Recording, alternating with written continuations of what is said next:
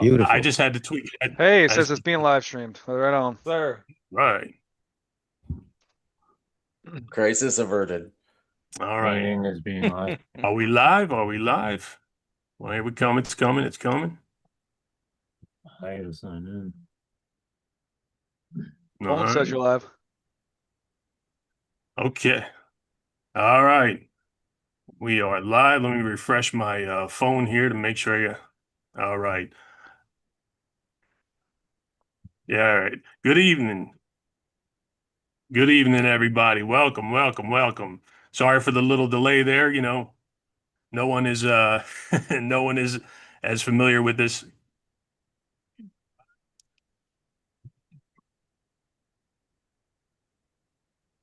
We lost you. No, hold on. Hmm. Well, until y'all get it right, Wait a it minute. is Wait a live minute. streaming on my channel. And what the hell's happening here, Jay? I don't know. It says this meeting is being live streamed. Yeah, are we live right here? Is it all right? It looks like it's all coming through the way it's supposed to here. So, Mm-hmm. Yeah, asking the wrong guy, man. I don't all use right. Zoom. I'm sorry, folks. Like I said, it's been a minute since we've done the live stream here, but I think we got it here. I apologize.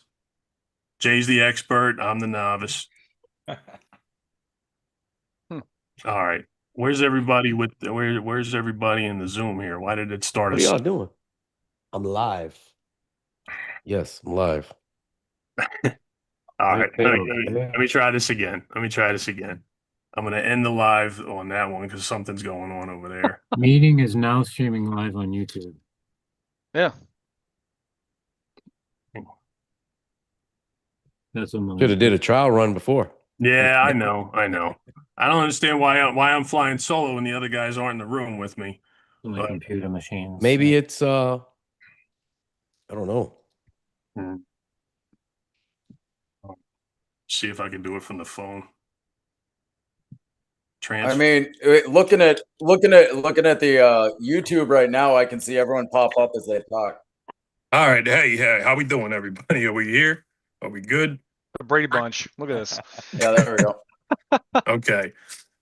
Apologies, everybody. Yeah, this is I'm going to switch it over here to my. All right. He touching too much. All right. All right. Are we on the proper screen now? I think we're good. All right. Yeah. Apologies, everybody. All right. Good evening. Welcome. I'm so glad that I'm able to amass such a great group of people here. I've got carriers from all neck of the woods here. Some in very small stations, some in little larger stations. We got SNDC representation here. We got your mom and pop shops here. A little bit of everybody. And I just want to go around the room. Of course, before we do, we want to say that this is our thoughts and opinions. We don't speak on behalf of the Postal Service. And I appreciate everybody, having their opinions, sharing their opinions in the chat. I understand that not everybody might like what we say, but what we say is our opinions, and we keep it peaceful. We keep it 100. And, nobody in here has any malicious intents whatsoever. This is all about, betterment of the Postal Service, betterment of the letter carrier. And that's why I picked these particular guys. And certainly the bridge to all greatness in the Postal Service content world is Mr. JH, who might be lingering in the background, but he might show his face and he might speak up at some point. But in the meantime, I always thank Jay for everything he does. He's the GOAT, and he always will be. So that being said, I wanted to speak with my first of many guests here tonight. And here's Jesse coming in here now. I got to just admit him in the room. Got our next member to just jumped in. So first, I'm going to start with my closest compadre in terms of time that I've known him. And that would be JB down there in sunny. It says it on his shirt. You can guess where he is, And JB, always great to see you. Thanks for coming in, brother. I appreciate it. JB is one of those gentlemen that's in the SNDC world, and him and I share daily takes on what's going on down his way, what's going on in my way. So thanks for I being here, need, brother. Say a I quick need, hello. I need y'all to go over to my pinned comment. Click on that link because I'm not gonna be on this one too long. I want y'all to go over to Chooch's channel. So if you go into the comment sections right there, there's a link directly to this live feed. Okay. Okay. Sorry. All right. So I'm gonna hit on your live feed. I see it. I think in Ghostbusters they say don't cross the streams. One across the street. That would be Bad Matt is gonna drop some knowledge, of course, and always good humor. All right, Jay, I see you. I see you. I got you. You're in the bottom right, and then Jesse is still looking to log in here. Might be having a little tech trouble here. It's buffering. Jay, are we linked up? Oh shit, there we go. I Yeah. got two different cameras going on here. You see that? The light is wrong. As I got a always, camera. as always, JH saves the day. Da-da-da. Yep. Looks bad. Well, I said I'm just looking at you on my phone screen, and Anyway, get to the point. oh yeah, you Trying look. to get the people over there. I got one camera here, one camera there. Too many cameras. One was not plugged in right. I'm gonna blame Badmouth. Nonetheless, I need y'all to click that link. Click that link. Go over to the live. Where? Please go over to their live. What do I click? They We're need to okay, click Derek. the pinned comment. My pinned comment. I got it. Where? Where's the comment? It's at the very top of the chat on my channel. I just clicked it. I got Derek. We're already in the chat. Jay was Oh, trying to get okay. folk from his channel into this Okay, one. okay. From this to- Who let Derek in the chat? I was just saying, waiting for you, Chooch. Like, why the hell it didn't start when I told it to start? Yeah, I'll do a dry run next time. Yeah, my bad. Thank you, Jay. Thank you. No So, problem. all right, Jesse, are you with us, brother? I see I don't see a camera. I'm here. I'm here. Hey, there he is. Thank you. All right, Jesse's here. Jesse's down in Florida, down there with JB. He's a letter carrier. He spoke with Jay a little while ago. So thank you, Jesse. Welcome in. Then we got Mr. Badmouth Morris.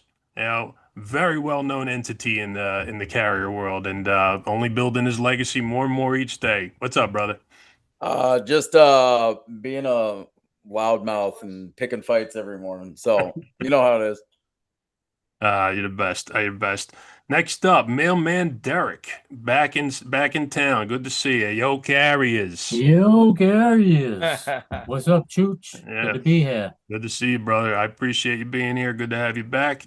And last but not least, we have the Praying Mailman. Hopefully, you are subscribed to the Praying Mailman. His name is Matt, like me, and he is in a very small operation that he's going to tell us a little bit about. He's going to give us a little bit of insight. Since we know most of us on here already, I want to let him talk for a few minutes, let him give you a little bio, a little intro, and it's all yours, Matt. Take it away.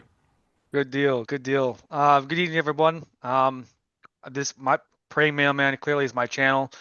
I go by Matthew. You guys can call me Matthew on here. You don't have to keep calling me praying mailman anymore. But I'm a 11-year carrier. I was a CCA for 5 years and have been a regular for the last 6. I work in a very small installation in central Illinois where there's only 2 full routes and city routes and 1 rural route. There's no aux routes. We just started clocking in with our scanners 2 weeks ago, tomorrow, and we're not a DOIS office, and it's pretty nice. Everybody's having a heart attack right now here. Yeah. I've been an OJI for the last 5.5 years, so that's pretty cool. There's a 50-50 shot that you were going to be the OJI, you know? Right. Well, there's a few south of where I live, but they must like the way I train, and they keep shipping them my way. So, but I appreciate you having me on here. I've been able to learn all from you guys, from Jay and his channel and stuff, and all you guys are rock stars in my opinion. So I said aging rock stars. I appreciate it. It's great to have you. Really thank you. learning a little bit about you, talking with you, and great to have you. And I appreciate it. I greatly appreciate the compliment you paid to myself and Jay. Like I said, Jay is the link to all of this. I'll Absolutely. never stop thanking him. Never stop pointing out that he is the most real YouTube content creator you can find on here. The best. If you have other preferences and you like to, see what a computer can do with all of its magic and wonder, go right ahead and check that out. But, Jay just keeps it gritty, keeps it real, and thank God that, we have people that can network in the manner that, because this shit was not prevalent by any means. And one of the guys was saying to me, it's really interesting how like the carriers kind of seem to have their world built up on here, but no other postal workers. And I said, well, EAS is not going to be having anything on here because they have to keep everything a secret from what they're plotting, like Dr. Evil in the cave. And Do you mind sending me the link? Is that all right?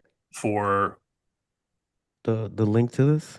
the I link. got a surprise that might want to join you. Oh, for God's sakes. Okay. So I think you'll like it.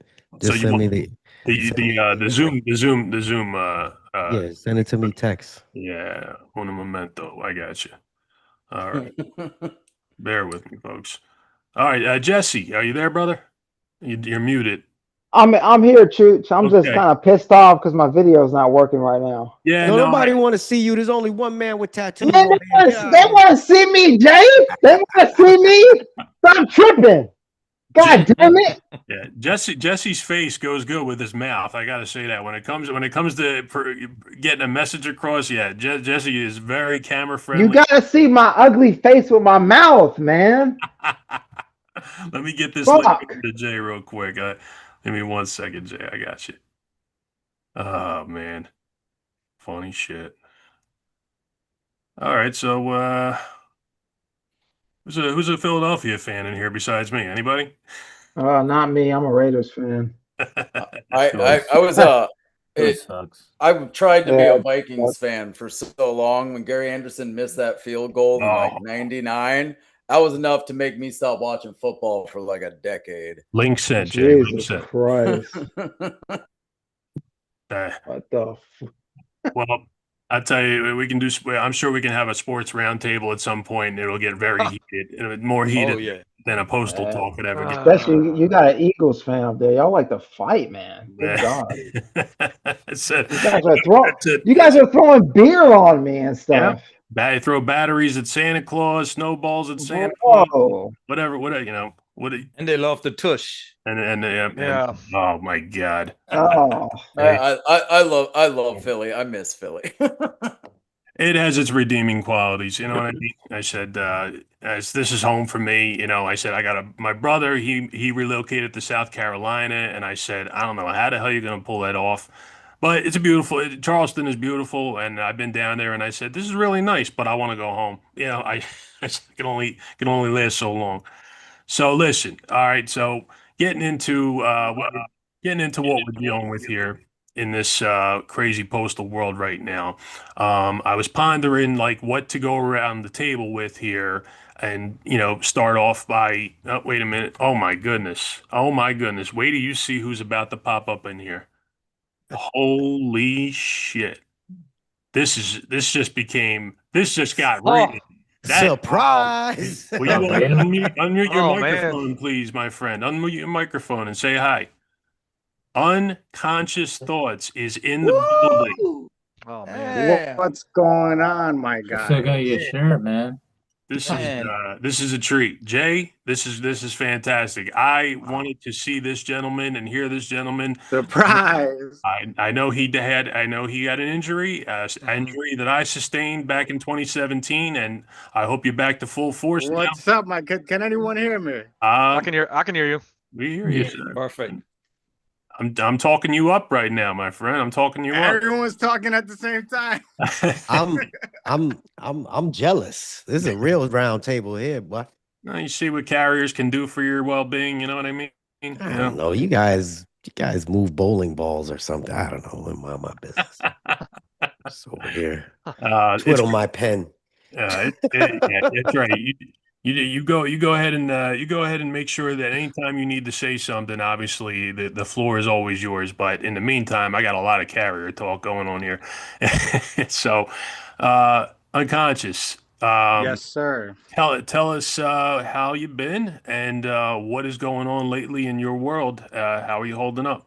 Yeah, so dude, amazingly tonight I wanted to create something like this, and I do things for my personal life. So I was at a meeting before this, and I saw your thing pop up, and if you look at YouTube, I literally just created a post like, anyone want to do a Zoom chat tonight? And look, you got one going on. That's correct. Now that's a little sus right there. No, I'm telling you, man, God works in mysterious ways. He That does. that's great. It's maybe it was meant to be, maybe it was just by chance, but it's great to see you, man. I mean, me personally, and I believe that anybody who has seen your content and has listened to you speak, there is a quality to your words that are very, very inspiring, and when I first started watching you, I said, there's something here, but I said sometimes I thought that Jay was the only link to Postal Genius, you know what I mean? But then I started listening to you talk, and I said, well, Jay's kind of a dope compared to this guy, you know? Well, listen, I'll be untruthful if I didn't say that Corey Walton and his podcast was what really activated me. Okay, well, that's okay. Credit where credit is due. Corey Absolutely. obviously knows that book inside and out. He is a tour de force of being a carrier, something that we all look for to say that somebody who actually has boots on the ground and carrying mail stays quite in touch with carrying with the rank and file carrier. Now, we might have some bones to pick with the CLC and, Corey being part of that, is to say that I understand why you would grab a guy like Corey and and say, "Here's your new executive VP or your VP." I don't have Miss Barnes. She's vying for the regular VP, and then Corey executive, or I might have that flipped around. But It's nonetheless, I think it's Kamitra Simpson Lewis yeah, out of Dallas 132 is the VP, and I think Walton's EVP EVP, very good. for Yeah, the CLP thank CLC you. rather. No, Yeah. thank you. Thank you. So, no, if you're just talking about coming on here and talking about the world of the carrier, talking about the disillusionment that the post office has in terms of the letter carrier being the backbone of this operation and always will be, and you will not tell me any different. Uh, and I will only praise the carrier as much as the carrier praises the job every day. And I understand that in this moment, praising the carrier job is a very, very tedious, tough thing to do right now because we all know where we stand. We all know that Derek down there is chomping at the bit to to state what he's been wanting to state for so long. And we missed him too, obviously. Not everybody is able to put the time together to come on here and do this. So this is very much a moment in time for everybody to get something off their chest. Obviously, I like to keep it professional as we can, but at the same time, that professionalism only goes so far with being a letter carrier and discussing, life when we're off the clock, when we're here with our thoughts, whether it be, hey, Jess, good to see you. There he is. You in, Jess? Yeah, it's not put the time together either. It's delete my channel. Uh, Instruction to delete my channel. well, there you go. But And I'm back. yeah, that's obviously we're gonna Wait, talk about that. what?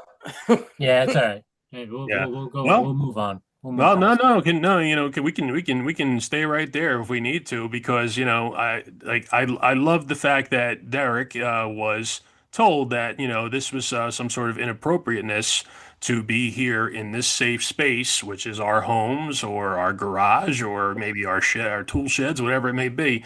This is a safe space, and we make it very clear this is our opinion.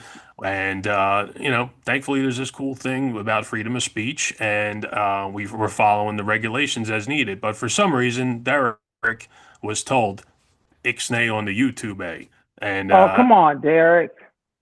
yeah. That's true. So Derek, Can y'all see me? yeah, I can see see Yeah, you. I can brother. see you. Yeah, You're I can here. see you. Yep. Yeah. You're in. There he is. You're No, they can't see you. They can't see you. Oh, James, come on, man. Don't do me No, like that. no, they can't Fuck. see you. I said he is Jesse. Do you know unconscious thoughts? I don't know unconscious thoughts. Nice to meet Okay. you, sir. Nice to meet you. Good. Nice to meet you. Hey, They So, look what's up, like man? they long lost brothers. Hey, you look like you read books, man. All right, read? you're smart. Nah, I listen to ChatGPT, bro.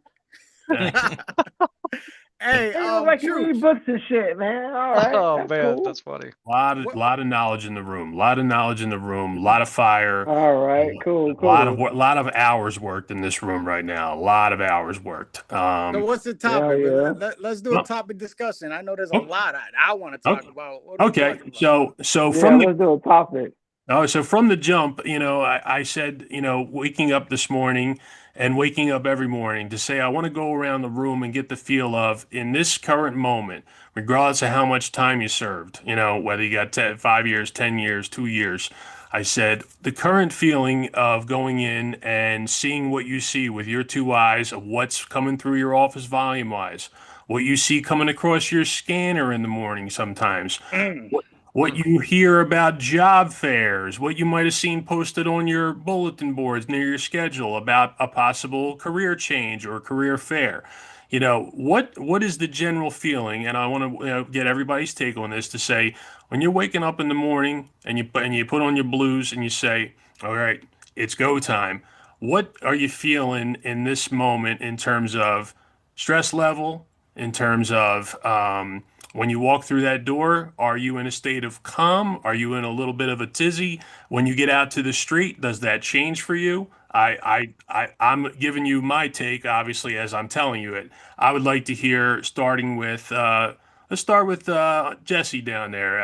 I said Jesse's down there in the right-hand corner, like, doing the chin. I said, Jess, tell me what you feel about that morning feeling and in this moment. Go right ahead. Hey, man. Hey, look, Chooch.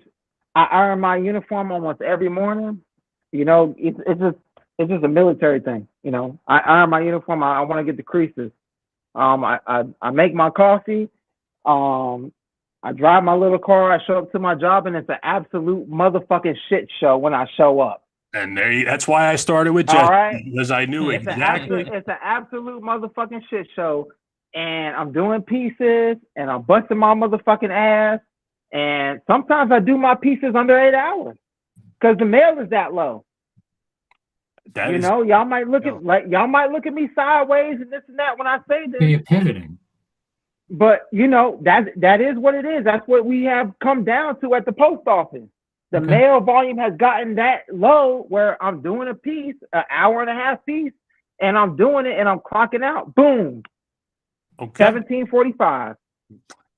All right. That's an honest answer, and obviously that is relatable, I believe, to everybody. I know that there's firm beliefs that no matter what we do, no matter how much mail we have, we kind of have to stay on a certain timeline. Management has their idea about your timeline, but what Jesse just said is to say that he sees what I believe everybody is going to kind of touch on is that the volume is diminishing in a pretty ugly manner on certain days. Now, this is where I'm wanting to everybody to elaborate a little bit more on the morning feeling. So, if you pay attention to what you see each day, and you see patterns, you see 1,000 DPS, 2,000 DPS, back down to 800. Some people down to maybe 300 or 400. I said the different kind of towns that you're in are going to translate what kind of mail you have. Affluent towns get a lot of mail. Not, smaller towns might not get so much mail. Some smaller towns might get a shitload of mail.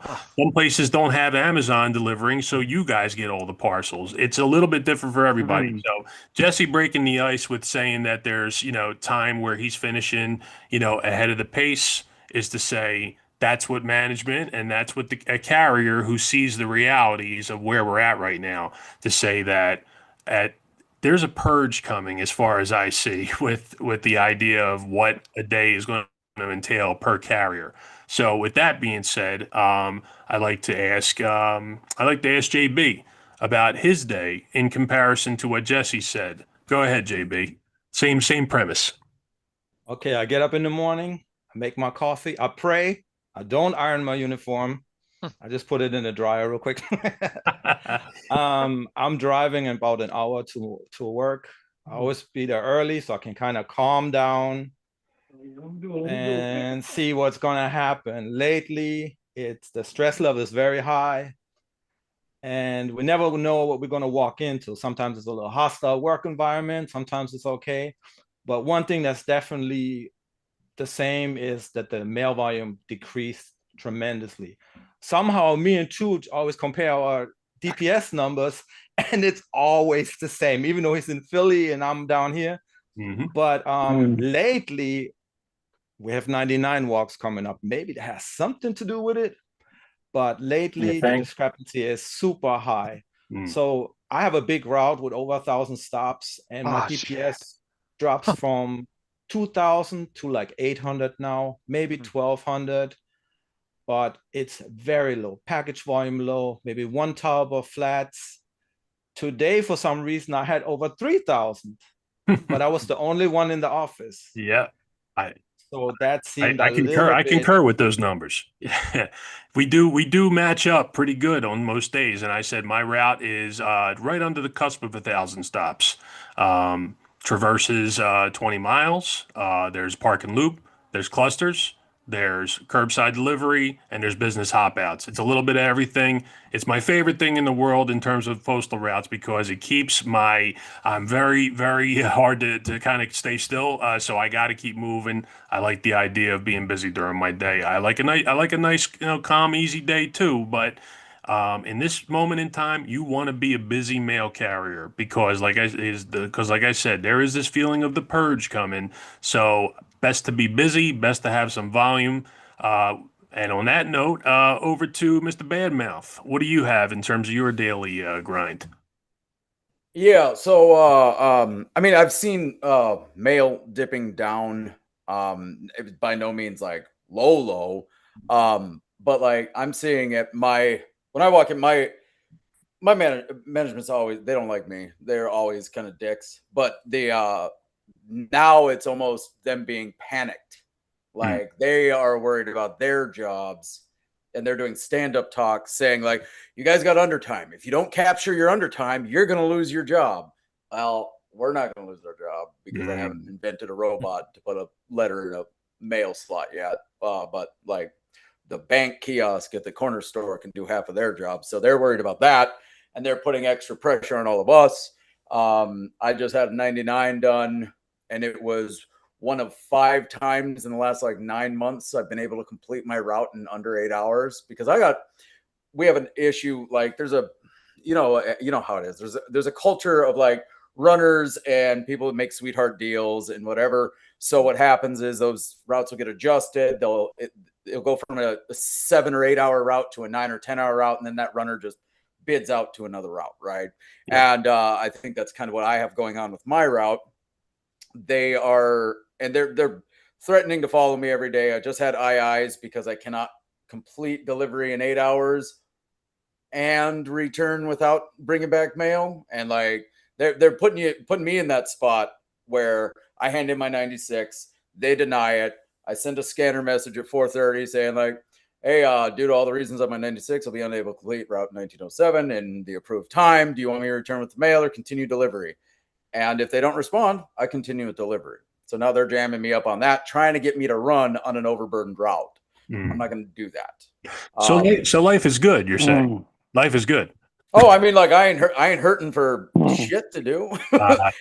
And like I wake up every morning and I need to pick a fight with someone anyway, so it might as well be that dickhead. You know what I mean? So like, it's one of those it's one of those things. You got to direct that into, you know, I hate a bully and I hate so like, and if they're trying to pick on me, I'm smarter, faster, meaner, and prettier than any of those sons of bitches.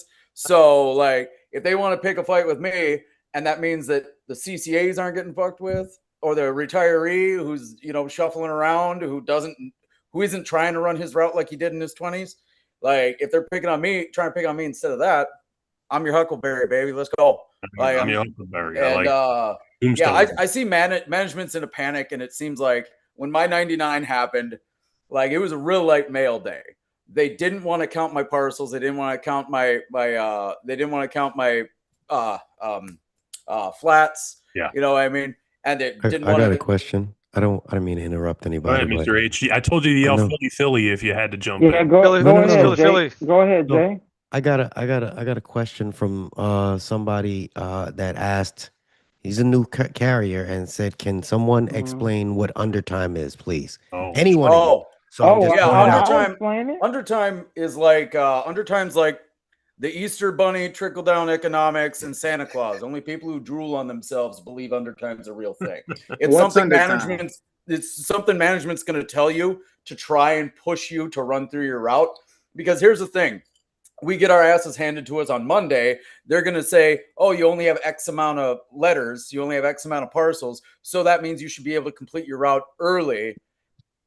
I don't mess with that at all. It means you're finishing your route before 8 hours. Yeah. All right. Let me elaborate a little bit for that person that asked. Here's the thing. Captured under time, yeah, absolutely, is not something that you want them coming to you and telling you have in the first place. Yours truly, after so many years and obviously having enough volume to sustain on, pretty much every day, minus the lightest of light days, which we rarely see in my town, to have anyone ever come up to me and say, Chooch, you have undertime captured. It doesn't happen. And if they do, try and go for it, I said, I just may give you, a tiny, tiny little smidge of them. But again, this is years and years of seeing how what this was becoming was very visible over the last couple of years to say it is going to be good to have that somewhat overburdened route going into where we are now. So that's the case. I watch everybody be told that they have undertime captured and do a pivot and be back at this time. And they walk right by me because I said my route can sustain enough time so I don't have to worry about that. And I hate that that's become the norm. That is a byproduct of going too fast, running, and giving back lunges and breaks and comfort stops and the things that you're supposed to do. Everybody wants to go home. I want to go home, but it will come back to bite you if you give that time back. So, Mr. Morris. Let me. Yeah, Jesse, please. Jesse, go ahead. Let me tell y'all a bitter truth about undertime. All right, it differs from person to person. This is true. Now, a lot of carriers not going to tell you this, but there's people that's working at the post office that should be in the fucking nursing home. All right. And you got carriers coming in there in their early 20s. You got carriers coming in there that are veterans like me, coming in there running routes, all right, because we're hot on the trail. I mean, I knew a carrier when I first started. He was in the fucking SEAL teams. So you expect somebody that's in the SEAL team. That doesn't mean he's better at delivering mail. But I'm just saying, man. If you got somebody coming in there in the SEAL team, yeah, they're gonna run routes, man. He's good at shooting. They're gonna run routes. I don't know about delivering mail. Well, listen. No. It's not about shooting people. No, it's about how they move. Like he's good at missions. It's about. But it's about how they move. Okay, if you got a Navy SEAL that can run a 2 mile in 10 minutes flat, yeah, they're gonna move some mail pretty fast, sir. I understand that concept, and I understand that discipline that comes in that territory. Obviously, All like right. I said, it's a live and learn. It's a live and learn kind of situation. Mr. Unconscious, I see you wanting to chomping at the bit there. I want to make sure you get some time to talk. So tell me, back to the original question and what your thoughts are on under time captured. So I think I wanna talk about the whole career as the CCA and the hiring process or the thought process behind USPS, right? Go right First, ahead. we got to realize that, in my opinion, they want to go towards a uncareer, right? A non-career workforce. Yeah. And what that is going to establish is this new wave of CCA that we see. And that wave of CCA is the runner, right? I see it in my station consistently, right? When you have ambitions in life and you want to move up in life, you think by being a hardworking employee, you're going to move up, right? The thing about the Postal Service, it's not that type of job. In some of my past videos, I explain how we don't move this way in the post office unless you go through management. We move this way, right? We get step increases throughout the years, right? It takes estimate 15 years today to get this top step, right? All politics aside, doesn't matter if we think people should start at a higher pay or whatever. Today, it takes 15 years to get there, right? Now, the longevity of this career means that we have to make it that this job is here in 15 years. And how do we do that, right? We do that by doing this job the way it's supposed to be done. And there are a certain time allotted to us in the morning when we clock in, right? Most people, when they clock in, they want to get their keys and they want to start casing their mail and they want to hit the street. So each route is allotted a certain amount of office time based on your time, right? Everybody's office time is individually and specific to them. So if you go in the morning and you don't check your vehicle, if you don't check your union bulletin board, if you don't wait to sign for your certified accountable items, right? If you don't hold management accountable for these certain line items that we have, you cut your undertime down. So your route is evaluated based off of your street time and your office time, right? So now we're rushing in to do the job, to finish the mail, to get back, to go home, right? Now, what we miss in the whole path of that is our commitment to the customer, right? The service we provide to the customer. If you're a regular on your route, answer me this. On your off day, when you come in the next day, how many times do you see misdelivered mail in those mailboxes, right? The thing is, people are running and not doing the job. How many carriers are dismounting their vehicles to deliver certifies and waiting for signatures? Because since COVID, people think they could just sign the scanners automatically for the customers, right? Bad idea. How many people are taking a minute or two to knock on the door before we deliver that parcel? You know, the customer service on our aspect is deteriorating, and it's because management allows it. I got to think that management doesn't care about the mail anymore. You know, during that storm, They don't care about the mail. Well, yeah. There was mail. There was mail sitting in offices throughout the country for 4 or 5 days. You know, the Congress people knew about it. Everyone got involved. District managers got involved. And what did they do? They said, make sure the carriers don't fill out a 1571. Now, why is that? Why would you not want the only form that holds management accountable for delaying mail? Why would you not want that, right? And the answer is, if the union wants to fight that issue, the first thing the district manager is going to ask for is, where's those 1571s? But yet the carriers were instructed not to fill out the 1571s during a stand-up talk because they were instructed, right? So when I hear the situation of where the Postal Service is today, I got to know that this is coming from levels above just our local management, right? There's something happening where the Postal Service is designed to fail so that maybe someone could come in and bail it out, right? But as letter carriers, you know, if we want to keep that longevity to get the top step, if there is a top step, we got to do what we got to do on a daily basis to make sure that we don't run our routes, that we do our route in our 8 hours, that if we get a pivot, right? If you get a 2-hour pivot or a split or overtime, however you call it, If you are given an opportunity for 2 hours, do not run it in 1 hour, because what you do is you take the opportunity away from another carrier that maybe really needs that overtime. And management will do that. Someone said backdoor deals. I think it was Morris, right? And a young carrier will do that. They will get a good opportunity. I could do 3 hours of overtime for you in 1 hour. Just give it to me. And the supervisor is going to take that deal all the time. But now, when that same carrier doesn't get called in on their non-scat, they're the first one complaining, oh, there's no overtime. When there is overtime, you're the one I that got to runs mute it. you for a second just so I can make sure you're crossing over. I got an outsider that wants to tell you guys something. Are you ready? I saw him. I saw Yes, him. you do, dude. What's his deal? Who This are is we an talking about? outsider. Man are annoying. Tell them, Stefano.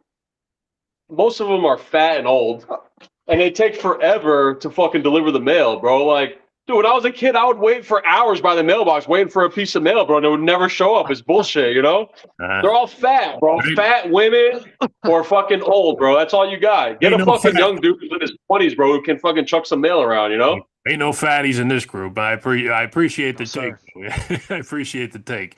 Derek, Derek, unconscious. Thank you for that excellent outlook as always. Like I said, it's so great to hear you break things down. I want to hand it over to Derek Badmouth. You're up next. I see your hand up, and then we're going to go back to praying mailman. Derek, tell me about where you're at right now in your head, facility, whatnot. I already know, so but you can tell everybody else.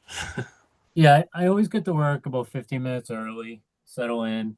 I try to get to work. Well, I do get to work in a good mood. By the time I hit the street, I'm in a terrible mood. Like every single day. If it's not this, it's that. If it's not that, it's this. The mail volume has decreased. The parcel volume has decreased a little bit. But my route is 8 hours, and it's going to be 8 hours every single day. I can tell you that. That's a good thing. That's a good Mondays and Saturdays, usually the days we get the flats, so it's a little heavier. Maybe the DPS is a little heavier. But yeah, it's just dealing with the nonsense, and people are showing undertime. They're not pivoting. They're still taking the same pieces off people and selling it. They're running it, punching it on time. Just the same stuff people have been talking about. Yep. And yeah, that's the major problem with the mail volume decrease. Okay. I said, obviously, Derek is also a product of the SNDC world. So yeah, him and JB, they definitely feel the sting of what's to come, I believe, for all it's of a different world. It's It's very, a very different different. world. Now, speaking of different worlds, and Mr. No Dough is here, Mr. Praying Mail. You're up, my friend. Tell us about a day in the life of the two-route office. And I'm just busting your chops. Go ahead. It's all good. It's all good. I feel bad here listening to all This you guys' stories just because I mean I really do have a great postmaster. I know it sounds bad to say that, but I actually trained her. She was a carrier before she was a postmaster, and so she kind of takes it light on me a little bit, which is good. So I usually drive like 50 miles to work every day. So wow. we're clearly we're not DOIS. So I'm not told my numbers every single day. We get our mail from St. Louis, which is clearly not in my state. So their machines have been down for the last several months, and there has been no update. Congressmen have been going to St. Louis to figure out what's the problem with the mail.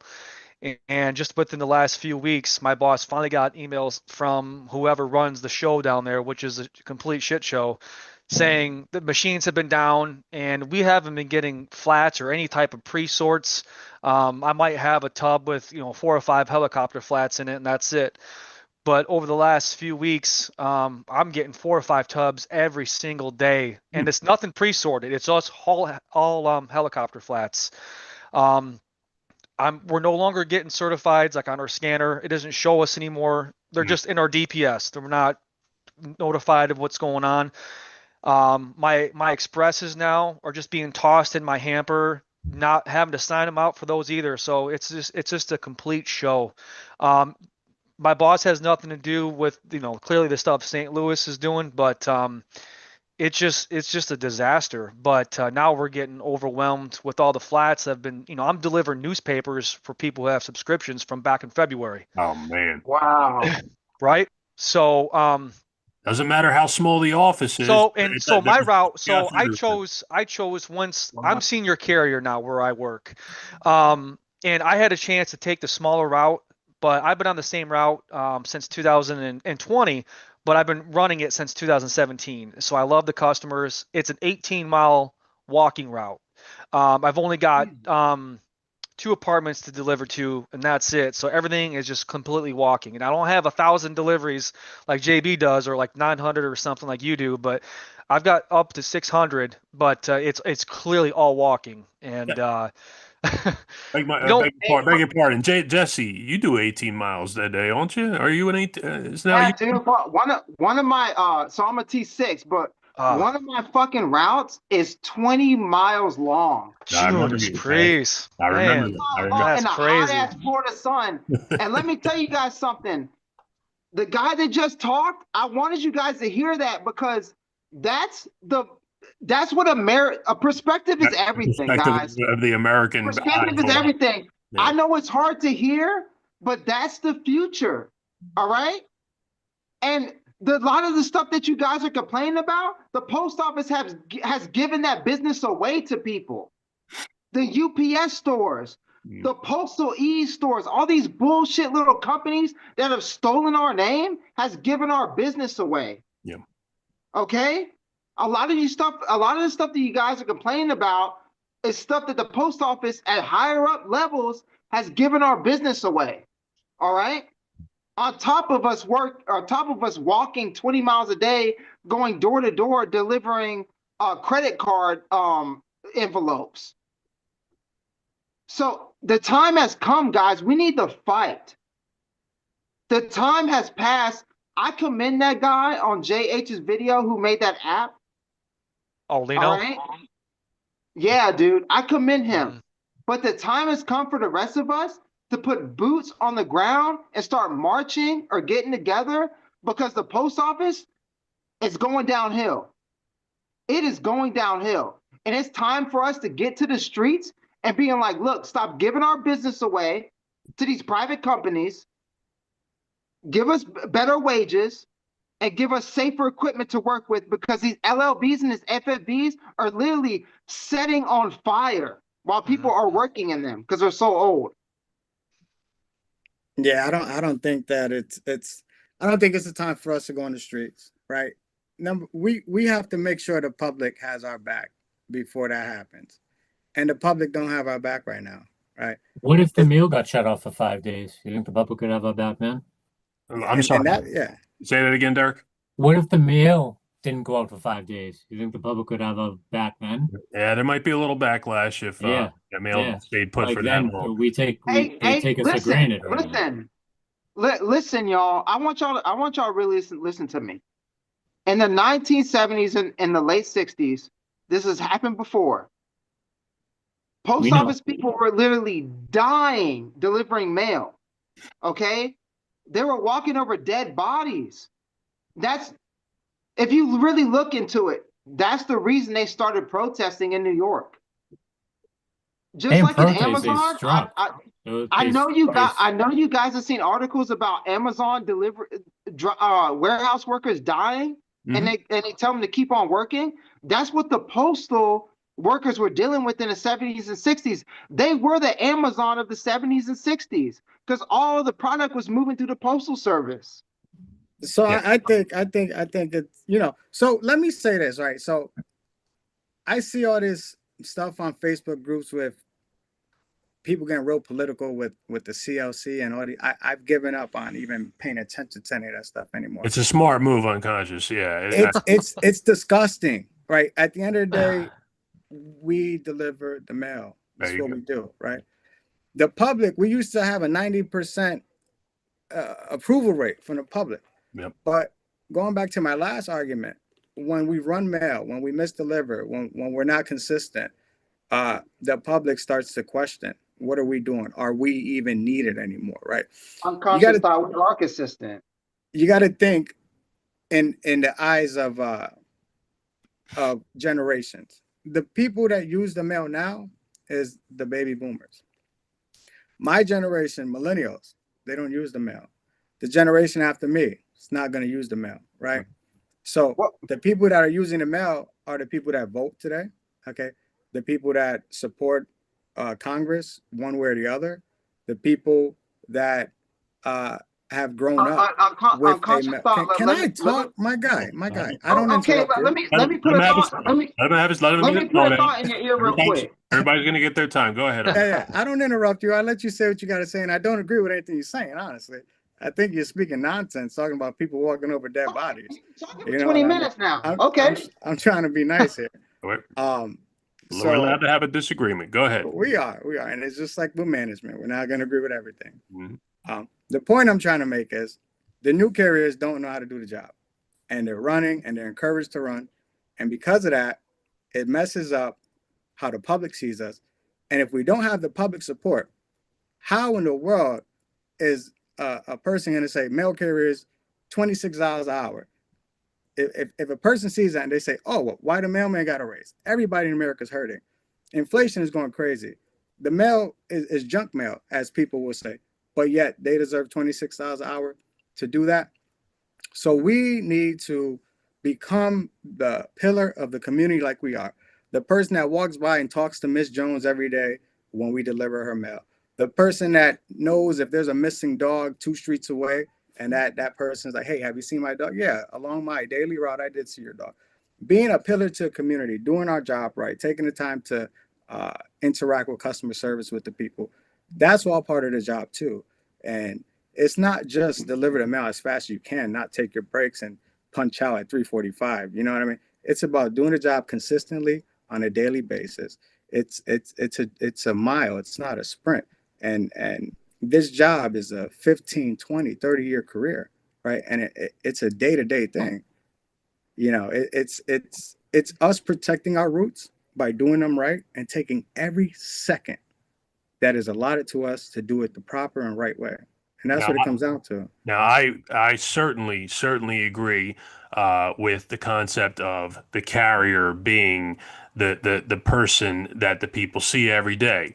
And I am, if I am not that standing Boy Scout on the streets every day of, hey, Miss Johnson, hey, Mr. Joe, like I interacted with so many people today. And of course, people say, oh, you're talking to people all day, you're not delivering your mail. And I said, well, listen, fuckers, I'm doing 975 stops. I said over a 20-mile traversal, and I make my times. And like I said, I don't have to deal with any riffraff from management too much anymore. I had my moments, but, I think I'm past that. But like I said, this purge feels like it's coming. I'm getting the feeling that as we near more and more, and Mr. Steiner is very hard at work right now and getting his team to come in and look at every little nuance of this big operation we have and saying, I can see that some people don't belong in this equation. And I believe that he's not just looking at the boys in blue. I think he's looking at those EAS people, just like Got him, man. Badmouth. Got him. Badmouth, you got something on that? Yeah. So like, all right. So I agree. We do need to be a pillar of the community. I was talking with Prey Mailman before we came on. Again, it's great to meet all you guys, but like, part of the reason I took this goddamn job was how wholesome it is, and getting to be a pillar of the community. Like down here, like I deliver in the hood. It's out of bulletproof glass, but everyone, unless they're actively robbing you, everyone's nice as long as you show respect and they know that you're there to help people out. Right. Absolutely. I practice my Spanish with some of my immigrant customers. Like and trying to learn a little bit of Arabic for some of the Arabic customers or whatever. Just like everyone loves to see me when I'm out on my route because I put in that time to say hello. And I know when bouncy castles go up, I know it's someone's quinceañera, and I'm gonna get a plate full of tacos. They're gonna chase my truck down. Yeah, let's get them. Yeah, baby. Yeah. So like that's kind of I mean like what I hear some of you all talking about is like we need to have, that's how we build up trust. We take the time on the route to do the job right. Like, again, like brought up, you get back from your day off. Where are all my goddamn vacant cards? How come there's junk mail in all these vacant mailboxes? Why am I having to do all that? And like, that's all right. I hate seeing blocked box BB on an envelope. You ain't supposed to do that. You're supposed to climb your ass out of the truck, put it in the mailbox. We are having to fight people who are always under the gun and always pressured to run and run and run and run and run, right? We got to do the job right. We got to do those wellness checks.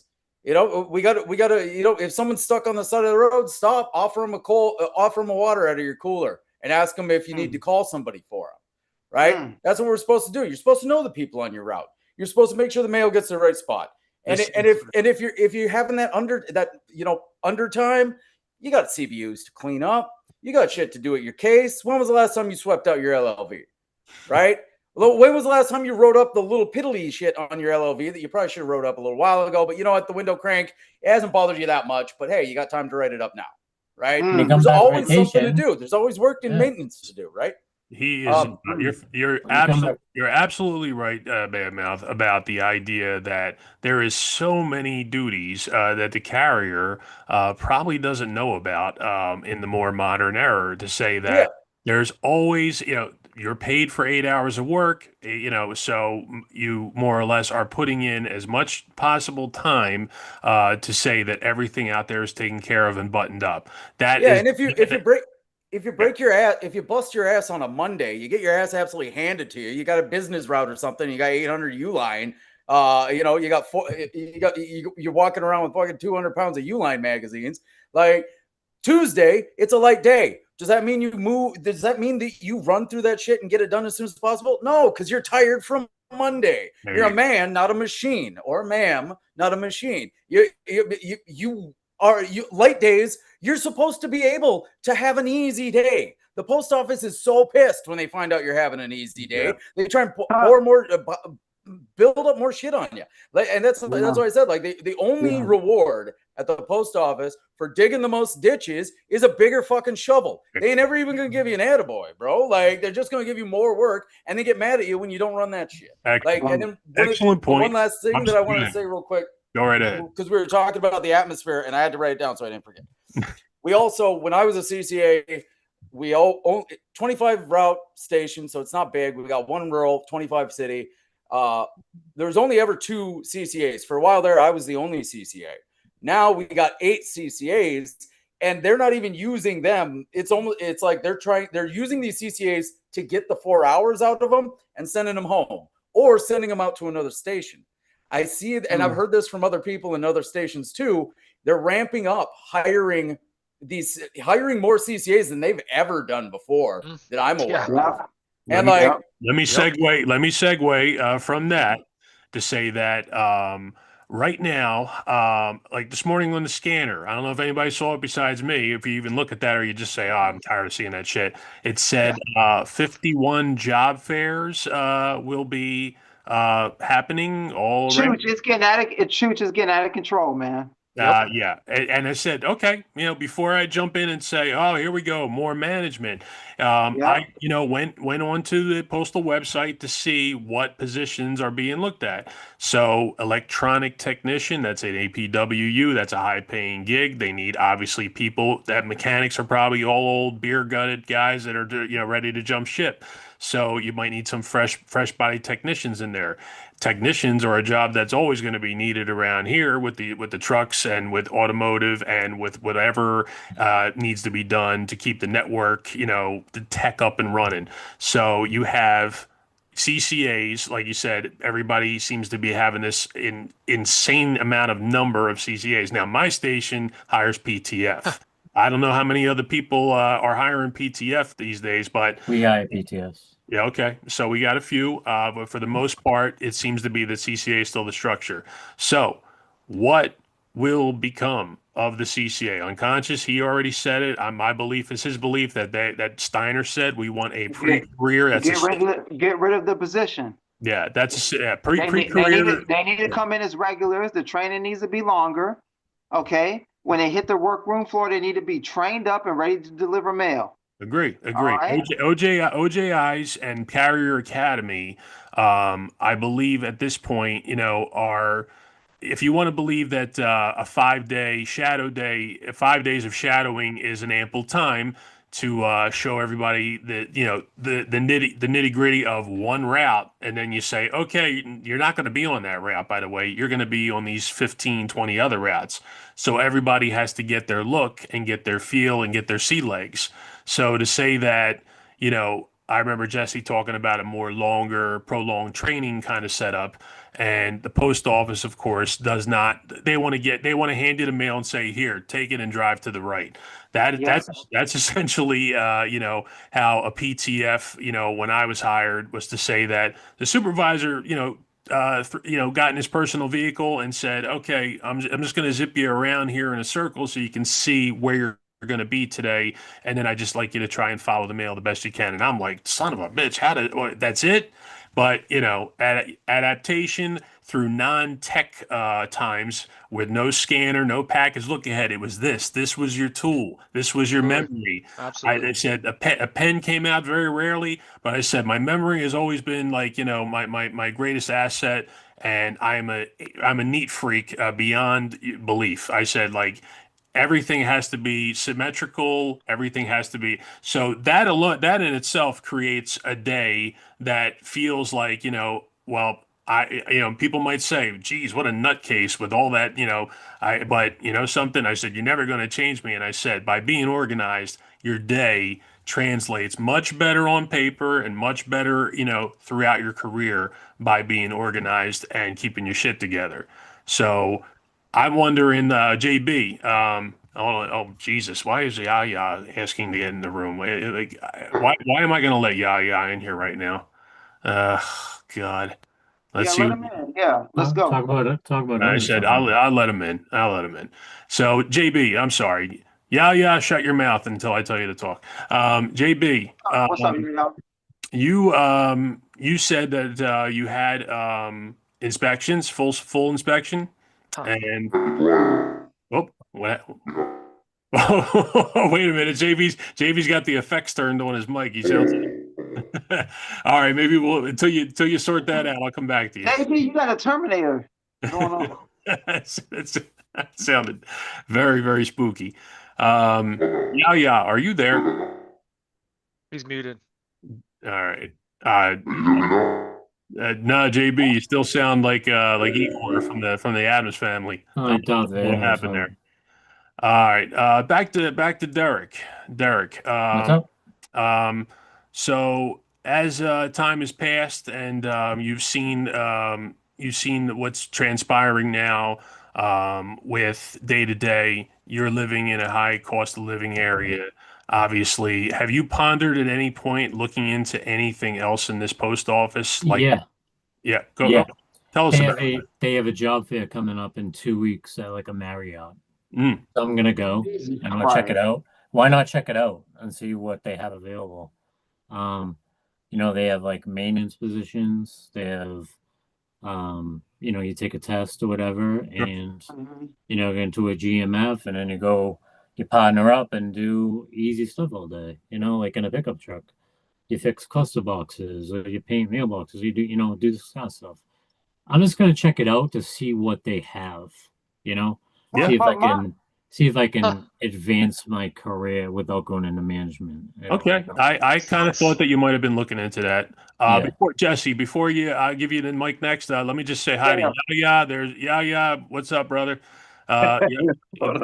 Yaya wears Yo. Yaya actually has Ray-Bans attached to him at all times. They actually don't come off his face, and Speaking at Bernie's. Y'all don't want to see my buggy eyes. Leave me yeah, alone.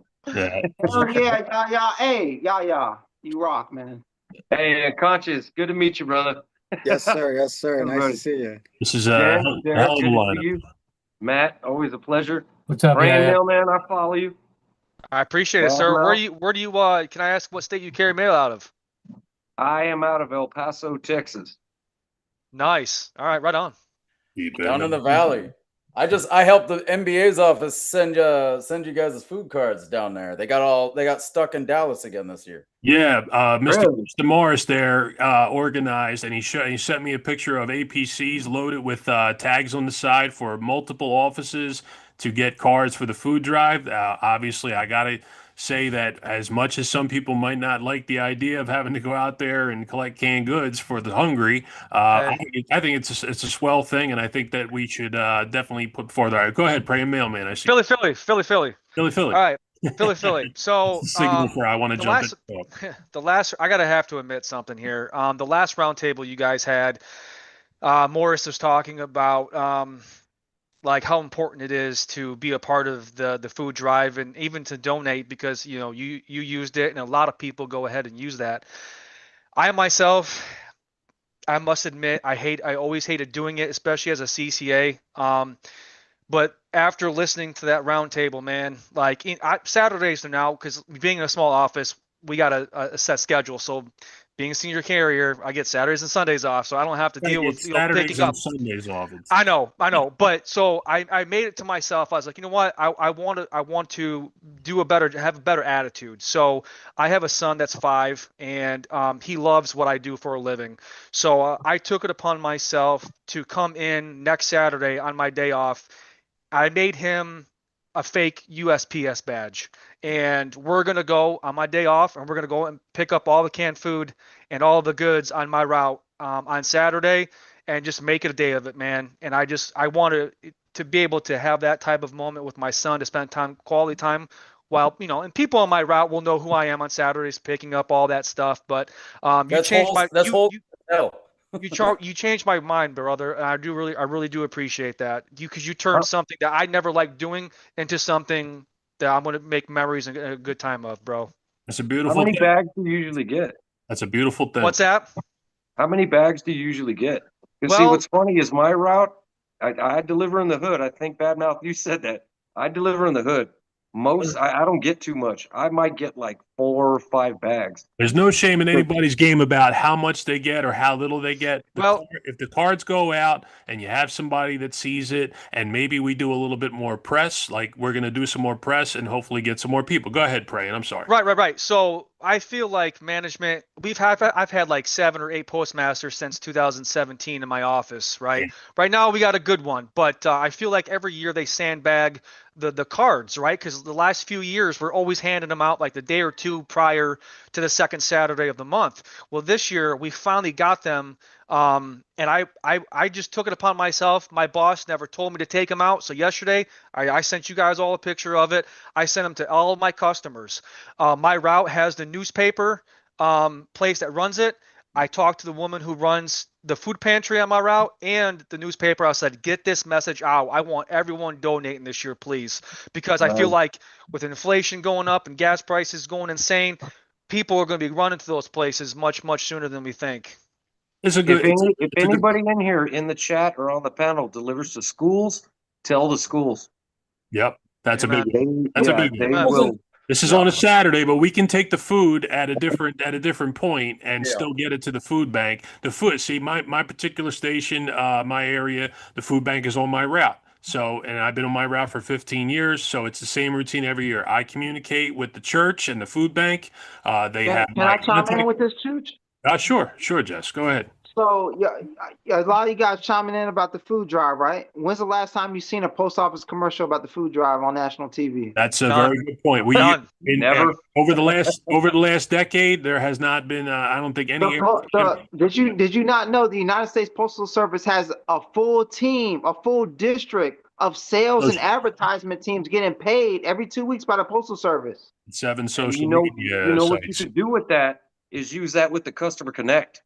If you get with schools, you get with car dealerships, you get with just businesses, because I deliver to a shit that now you got me getting but that's the thing, y'all. That's the point I'm trying to make. It shouldn't be on the carrier to make those connections. They have whole teams that's supposed to be their job. Yeah, but if I'm not mistaken, mistaken, not doing nothing. That's I the agree. NALC. The Go ahead, union Doug. pays for postage on those cards. It's the NALC food drive. It's not the USPS food drive. Yeah, No, unfortunately, the post office needs to advertise for that because that's their business. But well, why? there was connections, and the post office did work in conjunction with the union, I believe, in the past. But it's become more of the union. So we want the union, like my union, my local is actually going to allow me, yours truly, who I said, "What are you calling me for?" Asking, they said, "Well, we want you to do a local radio spot about the food drive for next year because this year was kind of a missed opportunity, but we're getting it lined up because we want to see some bigger numbers." And I said, "Well, why Hey, me?" I hey, said, unconscious thought. Well, what'd you do before you started working at the post office? That's a good idea. Yeah, I was in the private. I was a manager for a small company delivering. What was the company's name? Well, I mean, I'm not going to put that on the internet. Where'd you work? All right. How long you worked at I mean, I'm just wondering because I mean, in my opinion, you talking a lot like somebody that works up in district or a manager. No, I'm actually a union Ooh. steward, my guy. Ooh, shots fired. I'm pro-union, Don't be calling 100%. people out. Calm down. Calm we down. all have a set of ears that hears certain things, and obviously, I understand where Jesse's coming from. But obviously, Because a lot of them they like to put their work on us when we already out there sweating and working. No, Yeah, he said no. Unconscious thoughts was a huge driving factor of very much so. voting down that last contract. You know, Oh, he yeah. sent out shirts and everything else. He was a big The guy's super smart. That's it. So I mean, Jess, right? So I'm not for the culture of running routes. I believe that. I'm not for the culture of running routes either, sir. But I'm from the culture of change. You spoke about the 1970s and the movement, right? The post office has changed with the world and with American culture as it is. I mean, have you seen the Michael Jackson movie? No, I haven't. So you spoke about the 1970s postal strike, right? So you got to remember, those brothers and sisters fought for the rights we have today. They fought for the rights we have today. Yeah, and we got to fight for the future as it is. All right. And how do you do that? We got to fight for the future too. We got to fight for Generation Alpha. Will the post office even be around then? I don't know. How do you do that? We got do you go to union meetings? We got to look at what they did in the 1970s. And what they did is they put their 2 feet in the ground and they said strike. My brother, when was the last time you went to a union meeting? To be honest, I never been to a union meeting. All right. See, that's where I come in. But wait a minute. That don't stop me from fighting. Okay. Because there's been a lot of people that haven't participated in the bureaucratic bullshit of what's been going on, and they have done tremendous change in America. All right. So you asked me. So that doesn't mean. All right. So don't discount me because I haven't been to one union meeting. I've been busting my ass for the Postal Service. I've gone on deployments for the Army Reserve and come back and bust my ass for the Postal Service. So don't try to discount me because I'm not trying to discount. So I asked you when's the last time you've been to a union meeting for a reason, right? I told you I haven't been to one. And I'm speaking to you, my brother. Can I speak? Go ahead. Right. So the reason I asked you that is because you asked me who I am, and that's who I am. See, I'm the person that talks about unity and solidarity and bringing us together in an arena where we could have that talk, where we could have those arguments amongst each other, right? And that's what the union hall is, right? Because we all have different ideas. Unconscious thought. You love to interrupt somebody. Jesse, you gotta let him finish his thought, please.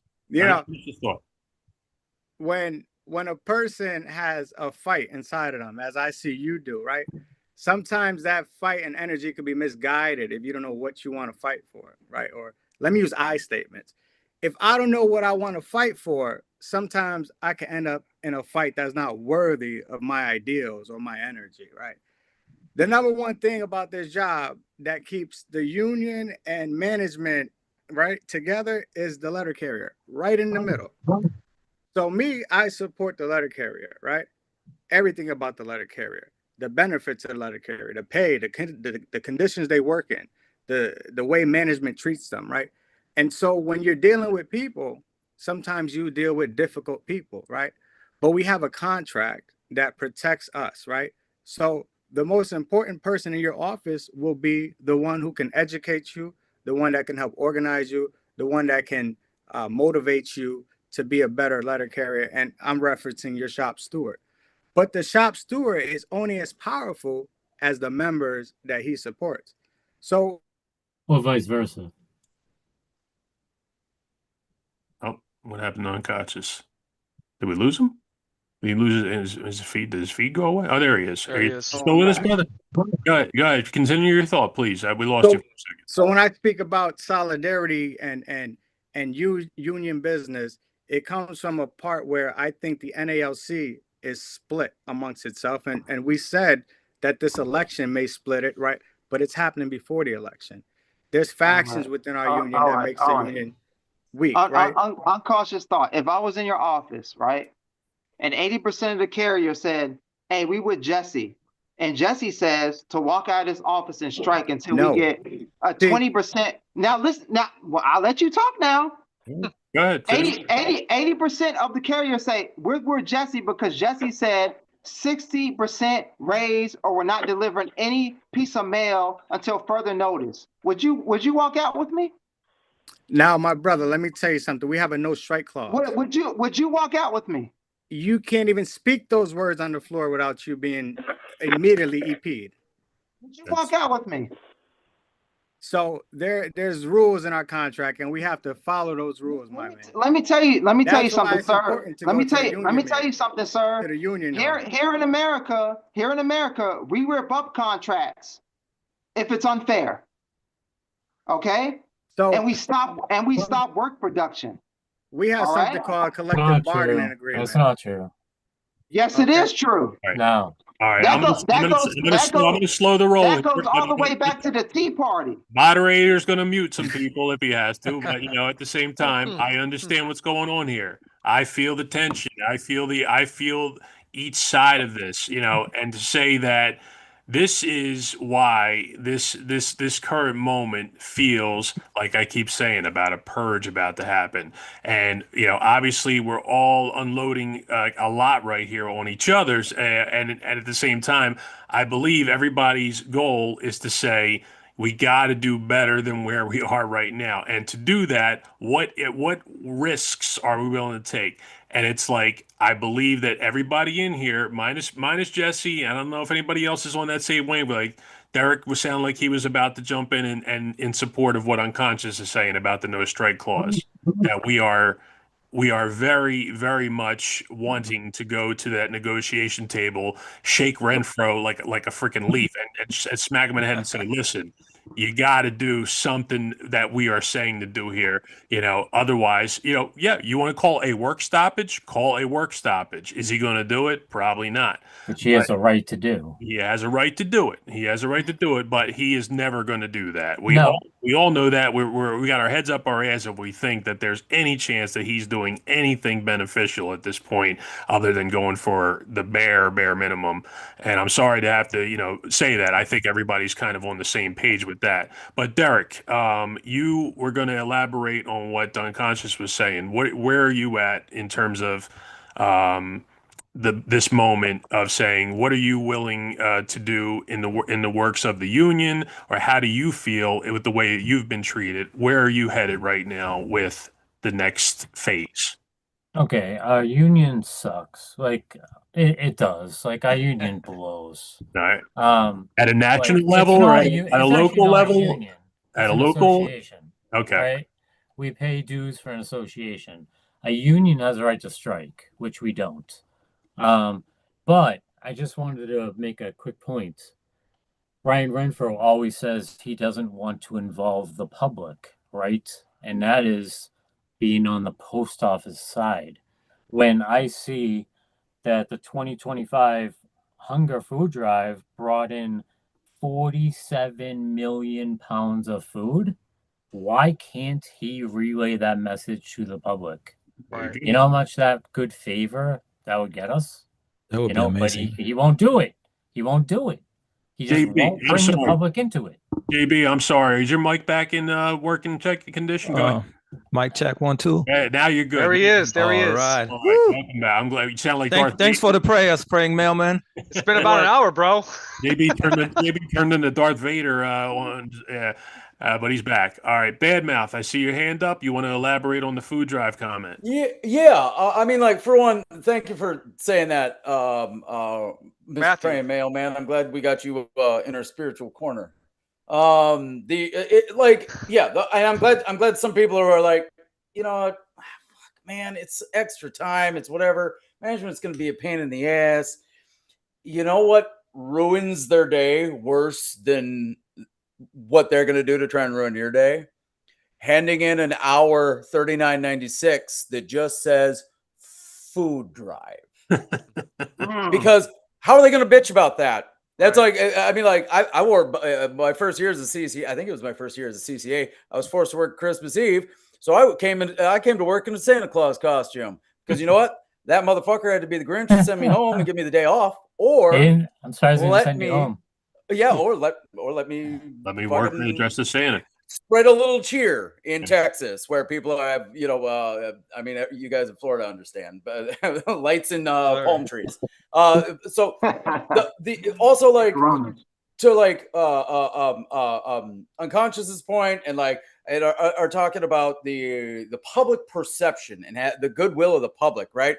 It is very clear that they're trying to gut the service by making it worse, by fucking us up. Like I said earlier, I got EDDMs on the I want to say the 26th for a tax company. Tax day was the 14th. Why is this shit coming to my case right now? The day before. You know what I mean? Yeah, I get my 99 and it's a light mail day. It's not just you miss a house here and there on a light mail day. I have whole strings of the block are missing. Pay attention to your dates on your mail, folks. Get a good look at it. Exactly. And like, so like, we need to be like encouraging each other and like lifting each other up and keeping each other like accountable when we're talking about like doing the job right, and encouraging those CCAs to do the job right when they come in. If your OJI is a runner or something like that, and you know that, just be like, hey, dude, it's your 91st day. You need to start taking your breaks. You know what I mean? That type of shit. But also the food drive is the perfect example of how we can get people back on our side. Like Brother Yaya was saying, he's down there in El Paso in the hood. Like, when people ain't got no money, they're still going to want to give something. It's going to be small. Yeah, Yaya's not pulling out of $39.96 anytime soon. And putting food. Leave me alone. Yaya's redeeming quality is that he lets us bust his balls as much as anybody does. But he's got a great heart. If you only get 2 bags your whole route, that's dinner for fucking 12 families anyway. That's not nothing. We're going to bring some numbers in. And like I said, I'm going to do a radio promo for next year. And, you know, I said, I'm honored. I said, why you ask me? And they said, because you're always online talking to that guy. And I'm like, which guy? And they're like, the black guy. And I'm like, oh, you mean J.H. And they said, I'm sorry, I didn't mean it like that. I said, no. I said, let's elaborate. I said, do you know that guy has 50,000 YouTube followers? I said, you know, and they're like, no, we know he's fantastic. Hey, Chooch. Yes, sir. Let me tell you something, man. I just want to go back a little bit. The dude told me that I haven't been to one union meeting, right? Let me tell you something. You guys have had hundreds, thousands of union meetings, and there's still carriers out there dying. There's still carriers out there living in their cars. Okay, those union meetings haven't changed nothing. All right, what's going to really change stuff is us standing up together and doing fundamental change together. Okay, ripping up contracts, standing up together and doing a work stoppage. All right, this stuff that you guys are talking about, the community actually wants to see. Think about the food drive. We all do that together. We collect food for the poor, for people that actually need that food. Think we should do it once a month instead of once a year? You think that would be? Maybe. But Yeah. there's people that have higher pay grades than me that can decide that, but they decide not to. We could do a food drive every month, just like you said, but they decide not to. They decide to send tax collected notices a week before April 15th. What the fuck? That's true. I want you guys to really think about how these higher ups about their decision making process. Their decision making process is fucked. Well, I agree with you, Jesse. I agree with you. I do. Yeah. No. Yeah. The stuff they do. We're losing money like crazy, but what are they doing? Giving us what are we on like our 9th scanner, Matt? Yeah. What are we doing? And they're doing job fairs like crazy. Hold on. The whole prepaid acceptance thing. Now that we have it on the scanner, they got to pay people to code that. That's extra money that they have to spend. The load feature. Why don't they just have it set up to where, like, okay, if I hit street, okay, all the packages are ready to go. They got to pay people to code. There's so much shit that I think we're doing that is like, dude, why are we paying so much for this? I'm looking at one big thing right now, and Jay sent me 2 files that we will try and get a link to and put it out there about fraudulent postage. $1 billion in a calendar year for fraudulent postage. What does that tell you? Our current safeguards suck, okay? Along with everything else that we're building the list of what sucks right now. The safeguarding and the technique of what is being done. And if you had a stand-up talk recently about fraudulent postage, you might have been told to go ahead and deliver that mail. No, man mouth. What do you think about that? I took a magic marker, blacked out the barcode, and then threw it in the return mail because it ain't got no postage. I've also seen other weird shit where it says postage paid and all that, and my scanner's telling me that it's a COD. I bring it back. That customer's pissed because their package is delayed because someone screwed up something on the damn computer. I don't understand, like, if I take an extra minute on my lunch, or they think I did just because I happen to deliver at the taqueria that I'm getting my lunch at, they're gonna try and tell me I'm stealing money from them for a freaking minute. I'm trying not to swear as much. But like they're having me try and deliver some shit to somebody who they never paid postage. It's Sparks delivery or something like that. I'm not delivering that shit. I'm sorry. Okay. I'm paid to do my job. I'm paid to deliver the mail. I want to lay something on everybody right now. All right, Jess. All right, listen to me. I'm going to have you take a smoke break after you lay this on us, but I can look around the room a little bit. But go ahead. It's a little conspiracy theory, but listen to me. Oh boy, I don't like that word. On UPS, FedEx, Amazon, DHL, all these little janky foreigners that come over here and try and start these carrier companies, right? These laser ship companies. What zip codes are they using? JB, you're Mr. Timu, and so what are those other companies? We have plenty. We have Uni, we have GoFo, and they lay it right in front of the CBUs. They don't deliver it to the door, and the people come to me and they're like, "Hey, why you leave it?" I was like, "I didn't deliver that." JB, let me ask you something. Who invented zip codes? I did. The United States Postal Service invented zip codes. Mr. Zip. So if the Postal Service really want to come down on these people and be assholes, hey, Amazon, FedEx, UPS, fuck you guys. Yep. You need to pay me for all your shipping process because you're using our system that we invented. We want to go full mafia on them. Yes. Fuck you, pay me. Fuck you, pay me. It's like they want to sit here. They want to sit here in front of Congress and tell you guys to your face we're broke when they let all these private companies steal their whole process. I said, I think we all can have a firm establishment that we are not broke. No. I said $80 billion in revenue. I understand, and this is that moment that I keep coming to say that right now I got two feelings, and I don't know, how much time will pass before the first. But it's happening already. There are reductions in force happening, RIFs. That is happening right now. It's not happening everywhere, but it is happening, and it's more or less indoor mail handlers, clerks, and then there's attrition. There's people that are aging out. So maybe, just maybe, we hear something about another voluntary early retirement buyout. Should happen. Yeah, That should happen. I believe that if there's something coming in a wave there, that maybe us boys in blue just might get a look at that for the first time in forever. Basically, it's always clerks. EAS could also be included in that. We'll see.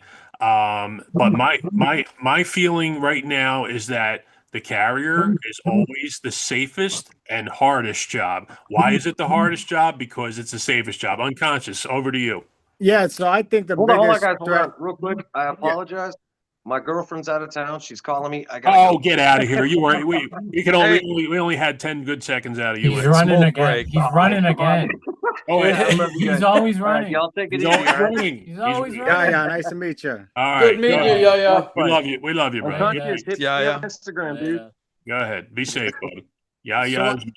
Out the I door. think the biggest ahead. threat to our union is that MDD scanner, right? Mm. The scanner data, they're beginning to use it for discipline, right? The trucks now have these data in it that transmit. They can even see when we're not wearing our seatbelts. Metrics built The- in. The metrics. The metrics, they put them in the LLVs. If you see a little Wi-Fi symbol in the LLV, it has that data in it, that transmitter, the ProMasters. The new trucks are going to be built with all of this tracking capabilities and everything. So short story, the biggest things in my station is stationary event, right? Unauthorized overtime, denying the 96s. And their big thing is really that unauthorized overtime. And so what they're doing is creating the environment where the letter carrier is a thief, that we're stealing. They try to create an image that we're the worst thing to the postal service, right? But as a letter carrier, as a term of our employment, we elected, or we had no choice but to accept the NALC as our bargaining agent in these issues, right? So by us becoming anti-union, right? By us separating from what is happening at national, right? We kind of become lone wolves, right? We become a person that wants to fight for ourselves. I used to talk about national issues. I used to be very energized in that arena. And if you ask Jay, right, what did he used to say? He says, if Change you want to technology. be changed, you got to be a part of the change. Yes. So what I did was I got activated locally. Okay. And I'll tell you this, local is a different beast than national, right? 100. Local, 100. yeah. Great. Keep 100. talk about local. Talk about good local for once. Somebody, So- please. So our contracts are written in a way where the national contract is the big thing. If you think in the terms of the United States, it's our Constitution, the Declaration of Independence, right? Then you got a local contract, which basically is your city or state's government or your state constitution. So you got the big constitution that says you have the right to bear arms, right? But then you got a local contract that says you got the right to bear arms, but you need to pay us for a permit, right? And that's your local contract. So your local contract is going to tell you everything that can happen within your installation as it pertains to the national contract. So as you become more interested in your local stuff and you learn your local rights, you understand that the fight for the union starts at the local level.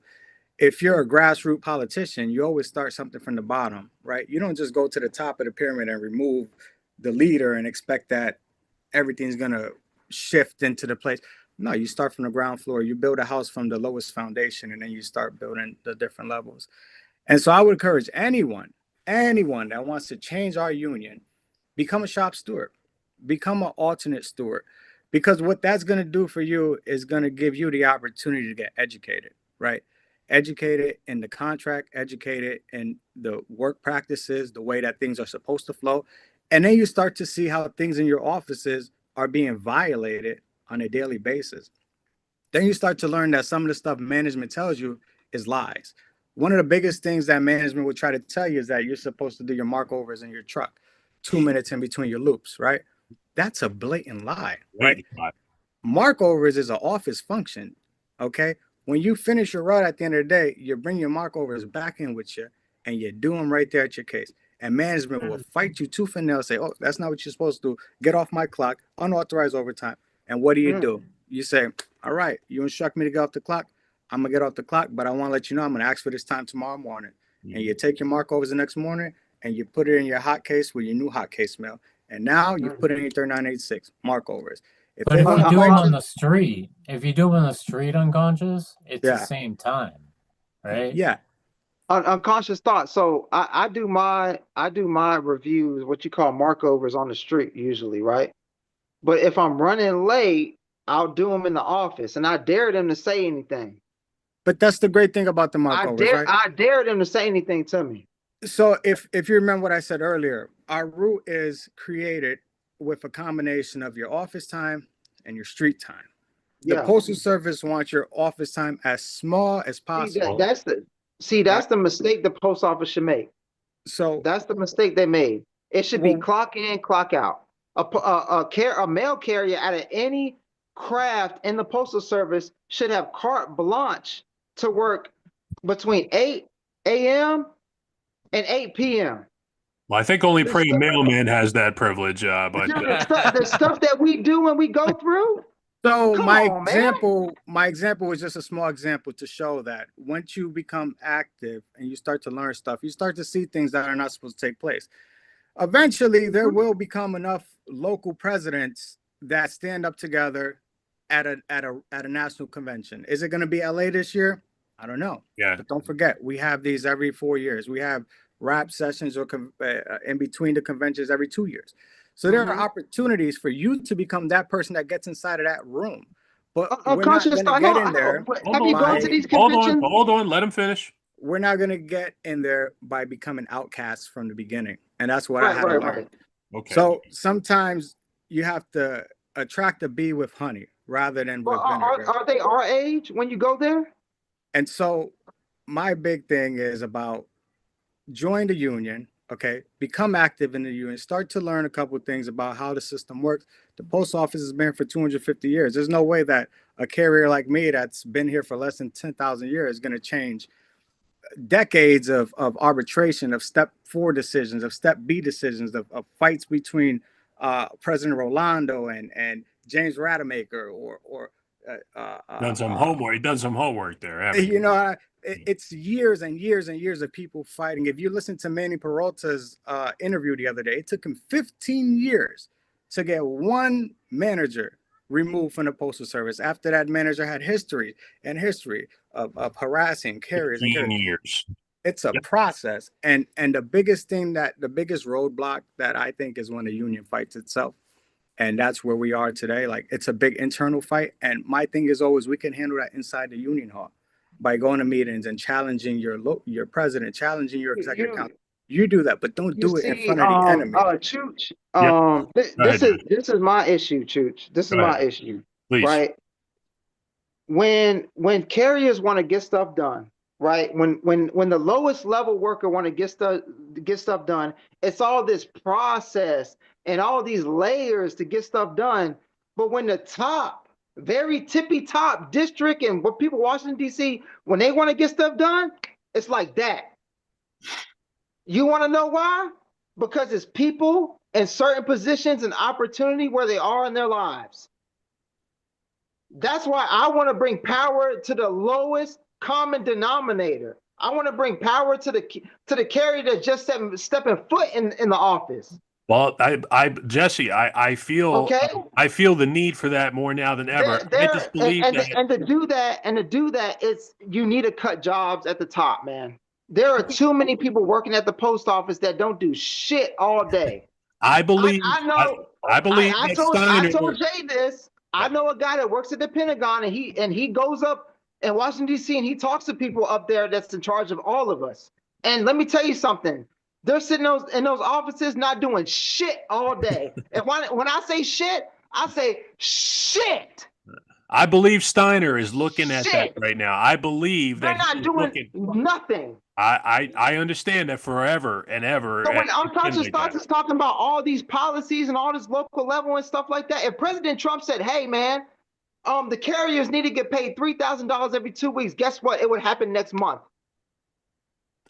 Well, Unfortunately, there's Okay. there is a process, Jesse, and life No, is no, not. there's not, man. It's wait. unconscious thought. Wait. It's made up. Philly, It's Philly, made up. Philly, Philly, Philly. Pray Philly. mailman, please. Philly. Yeah, it's your turn to talk. Go ahead, please. Hey guys, Elaborate, please. I'm not gonna elaborate. I'm Or- gonna get or- off. I'm gonna get off here in a you gotta second. go. Hold up.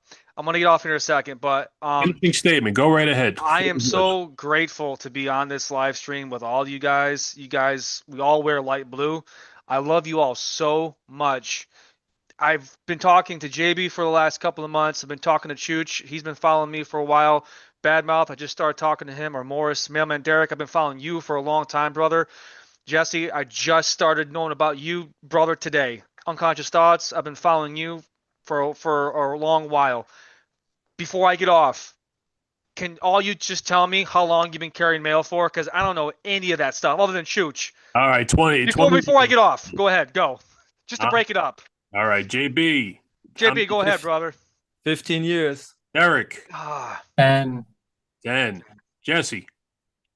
I got out of the Army in 2017. I've been carrying mail since then, and I got deployed 2 times while I was a CCA, so it's hard to track. Thanks, brother, for all your service, man. I appreciate it greatly, brother. Unconscious. How many years now? 5 years. 5. Badmouth. 5 years. I am 3. I've been a mailman instead of a mail boy for about a year now. It's all right. It's all right.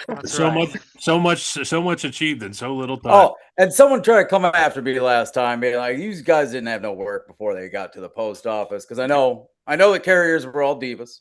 But I got 20 years in the trades. I've been in the sheet metal workers. You saw that little back and forth I had. Oh yeah, I was just like, come on, bro. Why is everyone over a certain age saying shit about? He was a doozy. That particular person that was back and forth with me on Jay's comment page. But nonetheless, praying mailman, thank you so damn much. Thank you so much. It is a pleasure. Thank you very much. You guys are all great. It's so awesome. Like I don't have in real life. I have no blood brothers. I have 2 sisters that are younger than me, and when I moved to Illinois, I've got no friends. I have my brother-in-laws, and then I have my brothers in light blue. So it's so great to be able to just hear everyone's story, where they're coming from, how big their offices are, that we're all focused on one goal, and that's just to be able to retire from our jobs and continue to keep putting one foot in front of the other. So God bless you all, and I cannot wait. Please put me on the next roundtable because we got to make this a monthly thing like the food drive. I will try and do that. The seat is reserved for you, along with all these other great gentlemen here. He's got zero right being that wholesome. Got zero right. I don't know. Somebody dropped him on his head in the right way.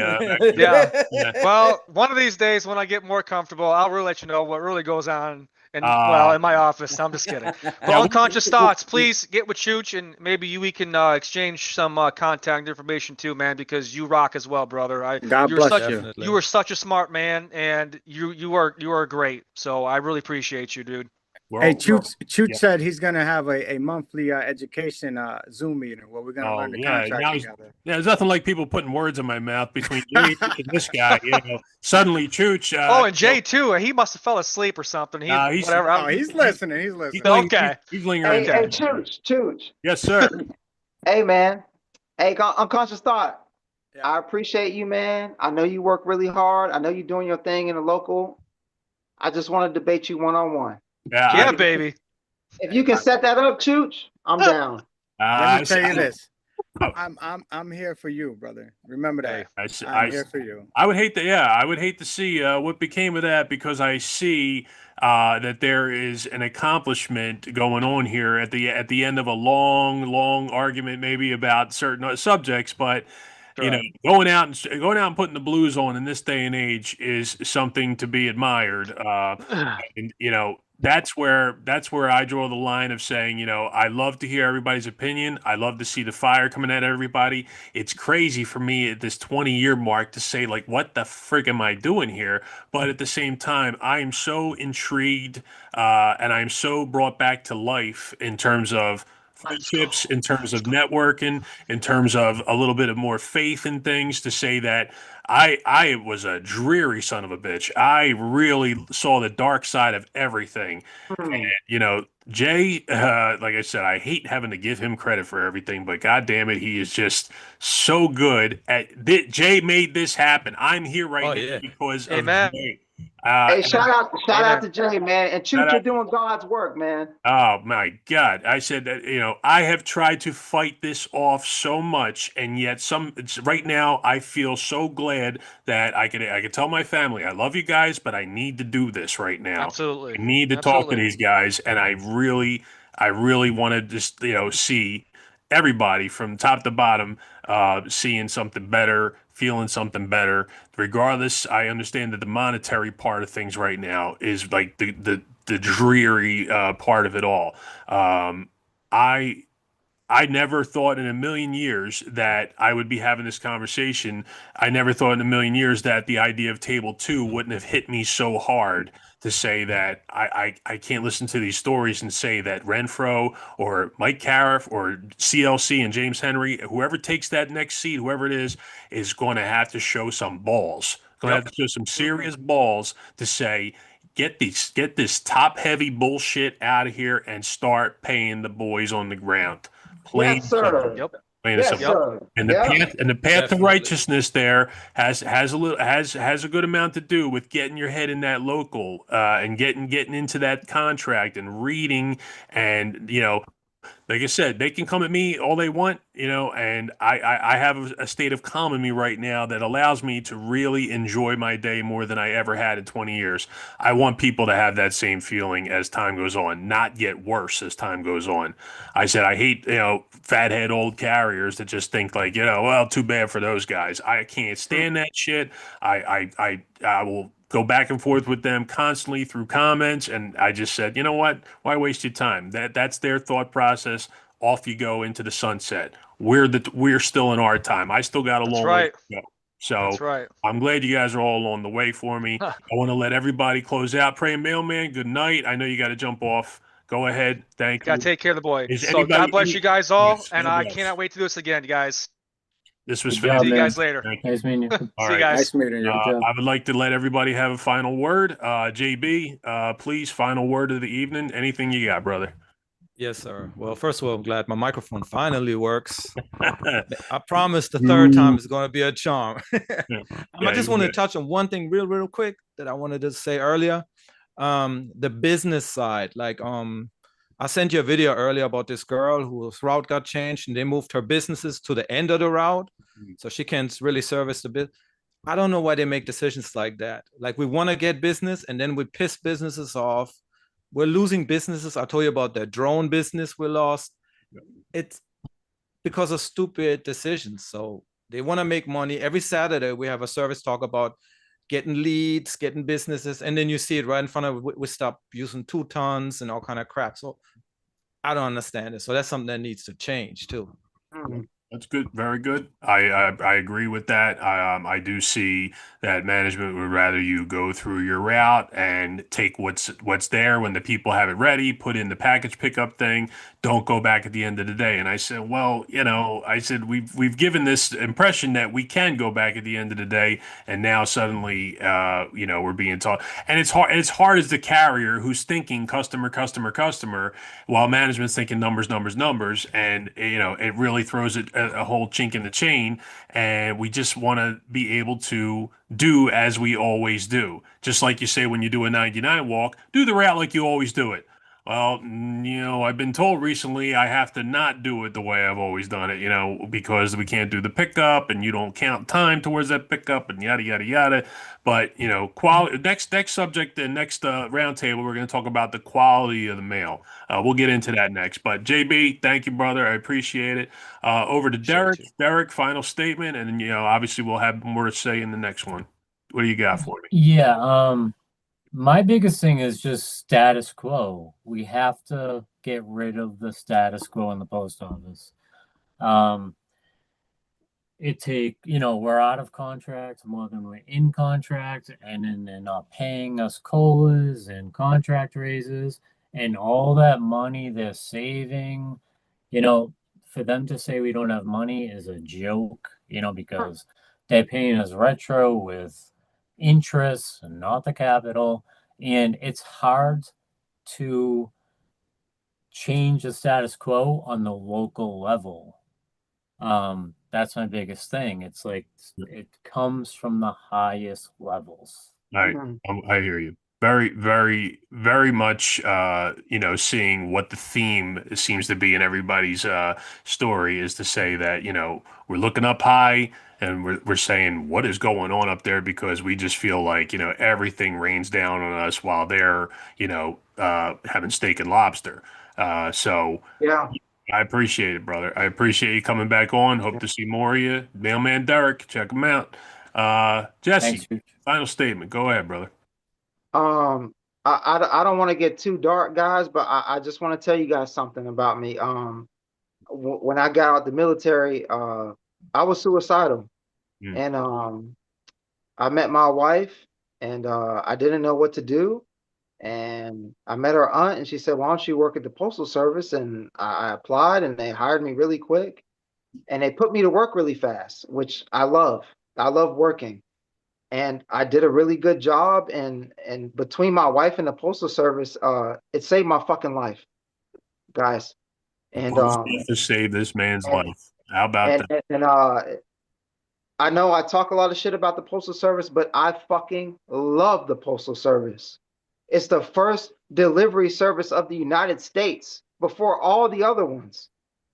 And it needs to be brought back to life. It needs to be brought back to life with ideas like unconscious thought and between Derek and between us. And if we come together and we bring those thoughts together, we can bring the postal service back to life because that's what it needs. That's Man, what it needs.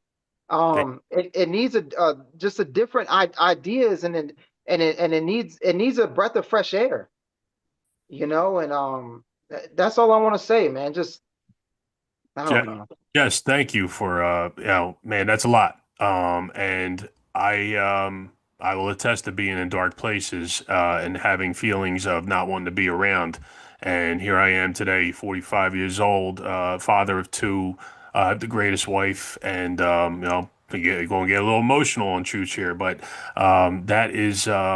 that's a hell of a thing to say, followed up by the post office saved my life, that you were suicidal and the post office saved your life. That is as real and as true as a statement that somebody could make, and I know that people in here right now probably have been in some dark places and dark moments, and somehow, some way, this repetitious reflex that we all have in us to come back and do this every day is to say that we're here because we want to be here. Maybe if something came along different, and maybe we had paid a little more attention in school, who knows what it might be. I always say we're all here for a reason in this post office, and most of the time it's probably not the best reason, but at the same time, this is a tough, tough job. And anybody who says this shit is easy is to say that you might say it's easy, but you might also say it's a reflex, to say that that reflex has to be on point, and it will deteriorate over time if you let it deteriorate your brain. It'll deteriorate your body one way or another, but nonetheless, you take care of yourself, you take care of your family. You're going to come in here every day, and I promise you, you're going to go out on those streets after 20 years, and you're going to be I can't stop doing this and feeling like I'm having a good day. I have to get back to this. I take my vacations, but I got to come back to it. I got to have the mail symmetrical. I got to have all those crazy little things in my head balanced because I love the job. I fucking love my job. I love where I work. I could care less about what management might think anymore about me. I will fight them tooth and nail if there's any injustice done on my clock or even off my clock at this point. People text me as much as they do off the clock than they do on the clock about this place. And I take every one of those messages and I try to get back to everybody. But that's my feeling, is to say, like, Jesse, what he felt is definitely something that people in the post office feel. And I never would want them to have to resort to that dark place and give in. So thank you, Jesse. Appreciate you saying what you said and how you said it. Beautiful. Bad mouth. I'm saving unconscious for last because I'm just so happy to see him, and I'll save him for last. Bad mouth. Go ahead. You're having me follow that. Yeah, Jesse. When I joined the post office, it was not exactly the high point of my life either. So yeah, I feel you, and I think like that's part of why I think we can get really passionate in some of these discussions, is because we all take so much goddamn pride in our job, and we have to fight management every day to do a good job. We have to fight against some of our own coworkers to do a good job. And I think it's really easy for us to run pretty hot. I think that's part of the reason why carriers are divas sometimes. I think we all take a if you give a shit, you care so fucking much. You got to fight with management every day to do it, right? So you end up just wanting to pick a fight all the time. And yeah, I really appreciate this discussion, and I'm really glad to have met some of y'all. Seeing you again, Jesse, and then like yeah, I realize I'm just now kind of getting involved in the YouTube postal universe, and everyone I met has been really dope, and I've already learned a lot in this, and also like having some really wholesome conversations and shit. Like I think it means a lot. So I'm glad to have met y'all, and I hope you guys invite me back again for the next go around. You got it. You got a VIP reserve seat, brother. You are fantastic, and I appreciate you. I appreciate your level of intellect and your level of scrutiny, and the way that you can elaborate on a thought is very impressive. To say that you could say rat fuck in one breath, and then you could go into this amazing dissertation of an event that happened as a child, and then boom, and then you come out with this amazing monologue you did that's out there on the internet right now that I want more people to see. Is that the one at the AFL-CIO meeting? Yes. Oh, dude, that was I wasn't even gonna say anything. They got a round of applause in a union setting, which is a hard thing to do. Well, we were supposed to talk about. I was going to talk about the food drive, and then the guy from the state association, he talked about it, and then someone brought up the government privatizing federal workers' jobs, and off you went. And I leaned forward. I said, "I think I gotta go say something." And then dude, I gotta give a shout out to Trevor Haas. He rules, but he just goes, okay. And then someone recorded it, and then it got thrown up. But that's all. I know JH. Bad mouth. I was scrolling TikTok and I randomly saw you there. Yeah, man. You're all over the place. I accidentally went viral on that one. That's all stuff from the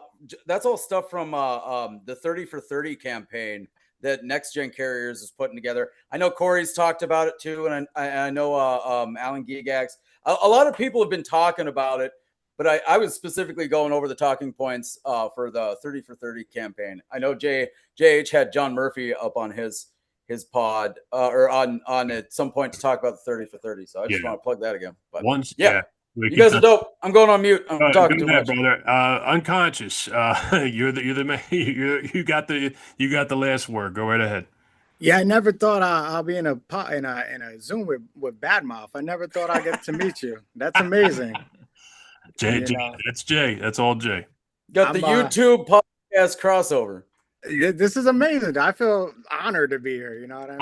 I'm gonna get my channel right the next time. I hate that I had technical difficulties, but of course Jay swooped in and saved the day. But yeah, it's so great to see you, and that was a hell of a surprise. I thought it might have been Mike Cariff again. He said, we certainly like that Mike comes in and talks, but seeing you was just like, holy shit, it's about freaking time. Hey, so to be fair, I did shoot Mike Cariff the entry to here, but I don't know if you saw it in time. Oh, geez, yeah. I said, Mike can only deal with listening to us yap for so much. I said, but obviously we give everybody a chance, to come and talk. Jay is very, very Switzerland and neutral, and he likes to get everybody in. But Jay said his piece a little bit more about the aggression level of Mike and James Henry being a little bit muted for his taste, and I have to say I agree to that. I understand that not everybody is built to just start shouting and thinking that that's the way to communicate with letter carriers, to say, well, if I show aggression and I act like I'm the big tough guy in the room, they'll listen to me more. I don't believe that so much. It's to say that unconscious speaks, I listen to him. Badmouth speaks, I listen to him. Jesse speaks, so there is a happy medium to what everybody says in the manner they say it. I personally, yeah, I'm a big mouth and I like to yap and I love to talk to people. I hate coming on here solo and saying what I have to say. I love that I can interface with all of these guys and give them the floor and put my, my old school 2 cents in, if that even is a thing. But, I appreciate seeing you and I certainly hope that you will accept invites for future talks.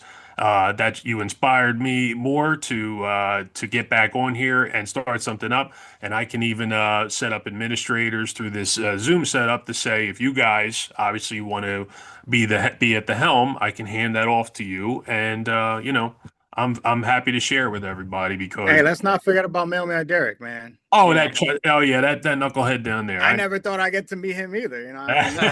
This is amazing. I fucking love it. Carriers. But look, Hey, we closing, dedicate a whole episode to him one day. Yeah, I gotta watch it. I've been away. He got a lot to say. No, he said, again, the strife of family, only so many hours in a day. Your kids might have this going on. There's health issues, some things you might want to not bring to light. And you say it's very, very, you have to be very locked into doing this. So, as I'm thinking, like my little guy is waiting, he came down and poked his head in for a second, like, Daddy, you coming to give me a hug, or do I got to come to you? I'm like, I'm coming, I promise.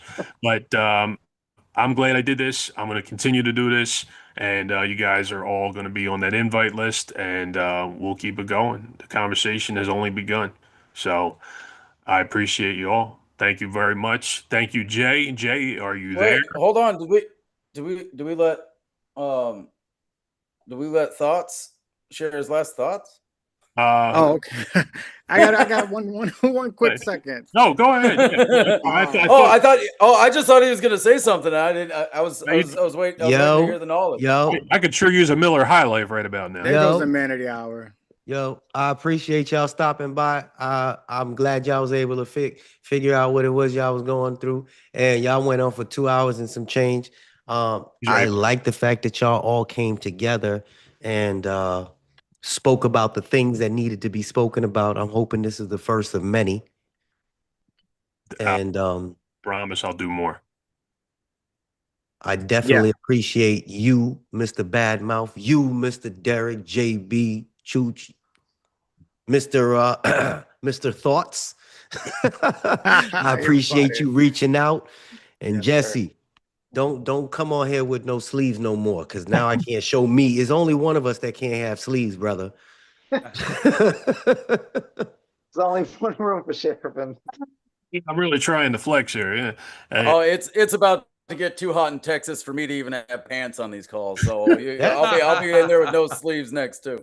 Save the pants for what? This anyway. Let's keep it PG. All right, guys. Righty then. Yeah. So one thing I want to say before I go is remember, this is an election year, right? So after August 28th, I want to say, we're going to be all sent ballots, and the ballot is going to contain nominations for candidates for our national president.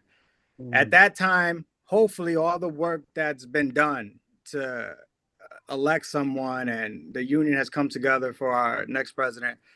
Hopefully, when that time comes, we have a set of issues that that person could negotiate further, right?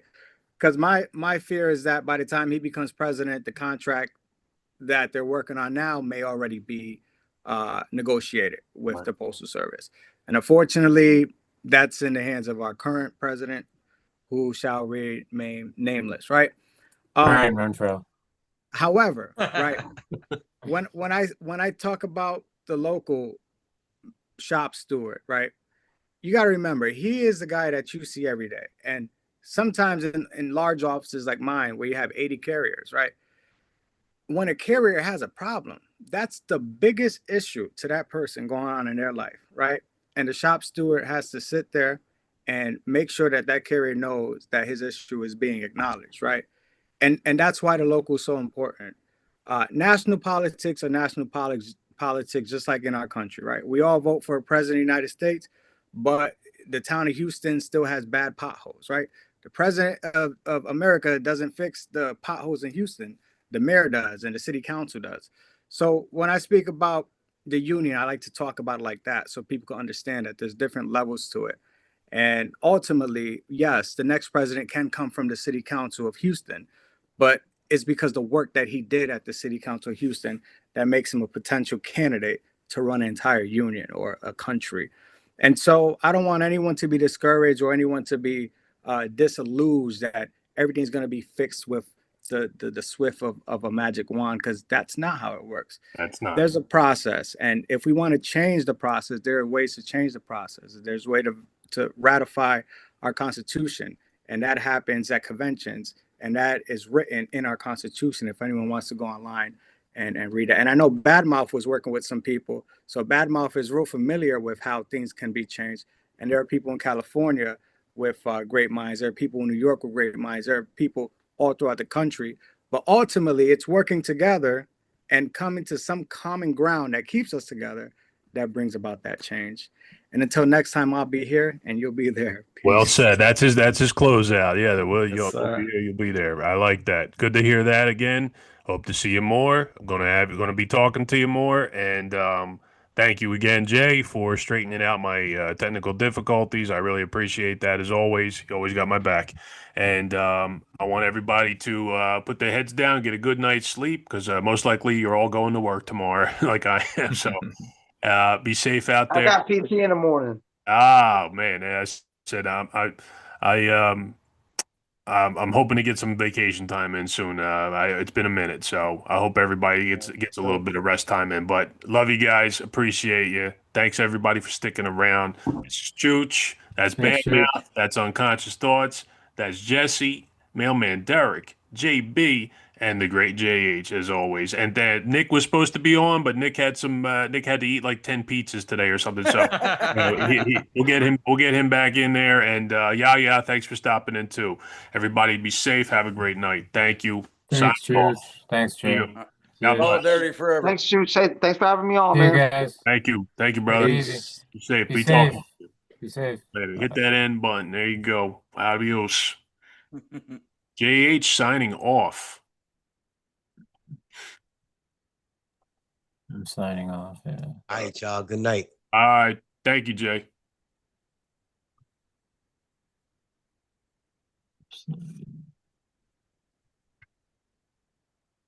Not bad. Oh, man.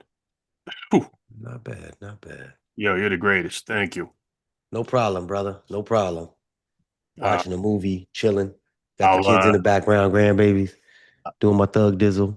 I kept saying in the back of my head, dry run, but I really thought it was going to link up, no problem. And it did start, but it was not connected with the Zoom for whatever reason. So, yeah. You live and you learn, brother. Yeah, I got this. I got it on the next one. Thank you, brother. All right. Practice makes perfect. Yes, sir. Yes, sir. I'll see you in the chat. All right, brother.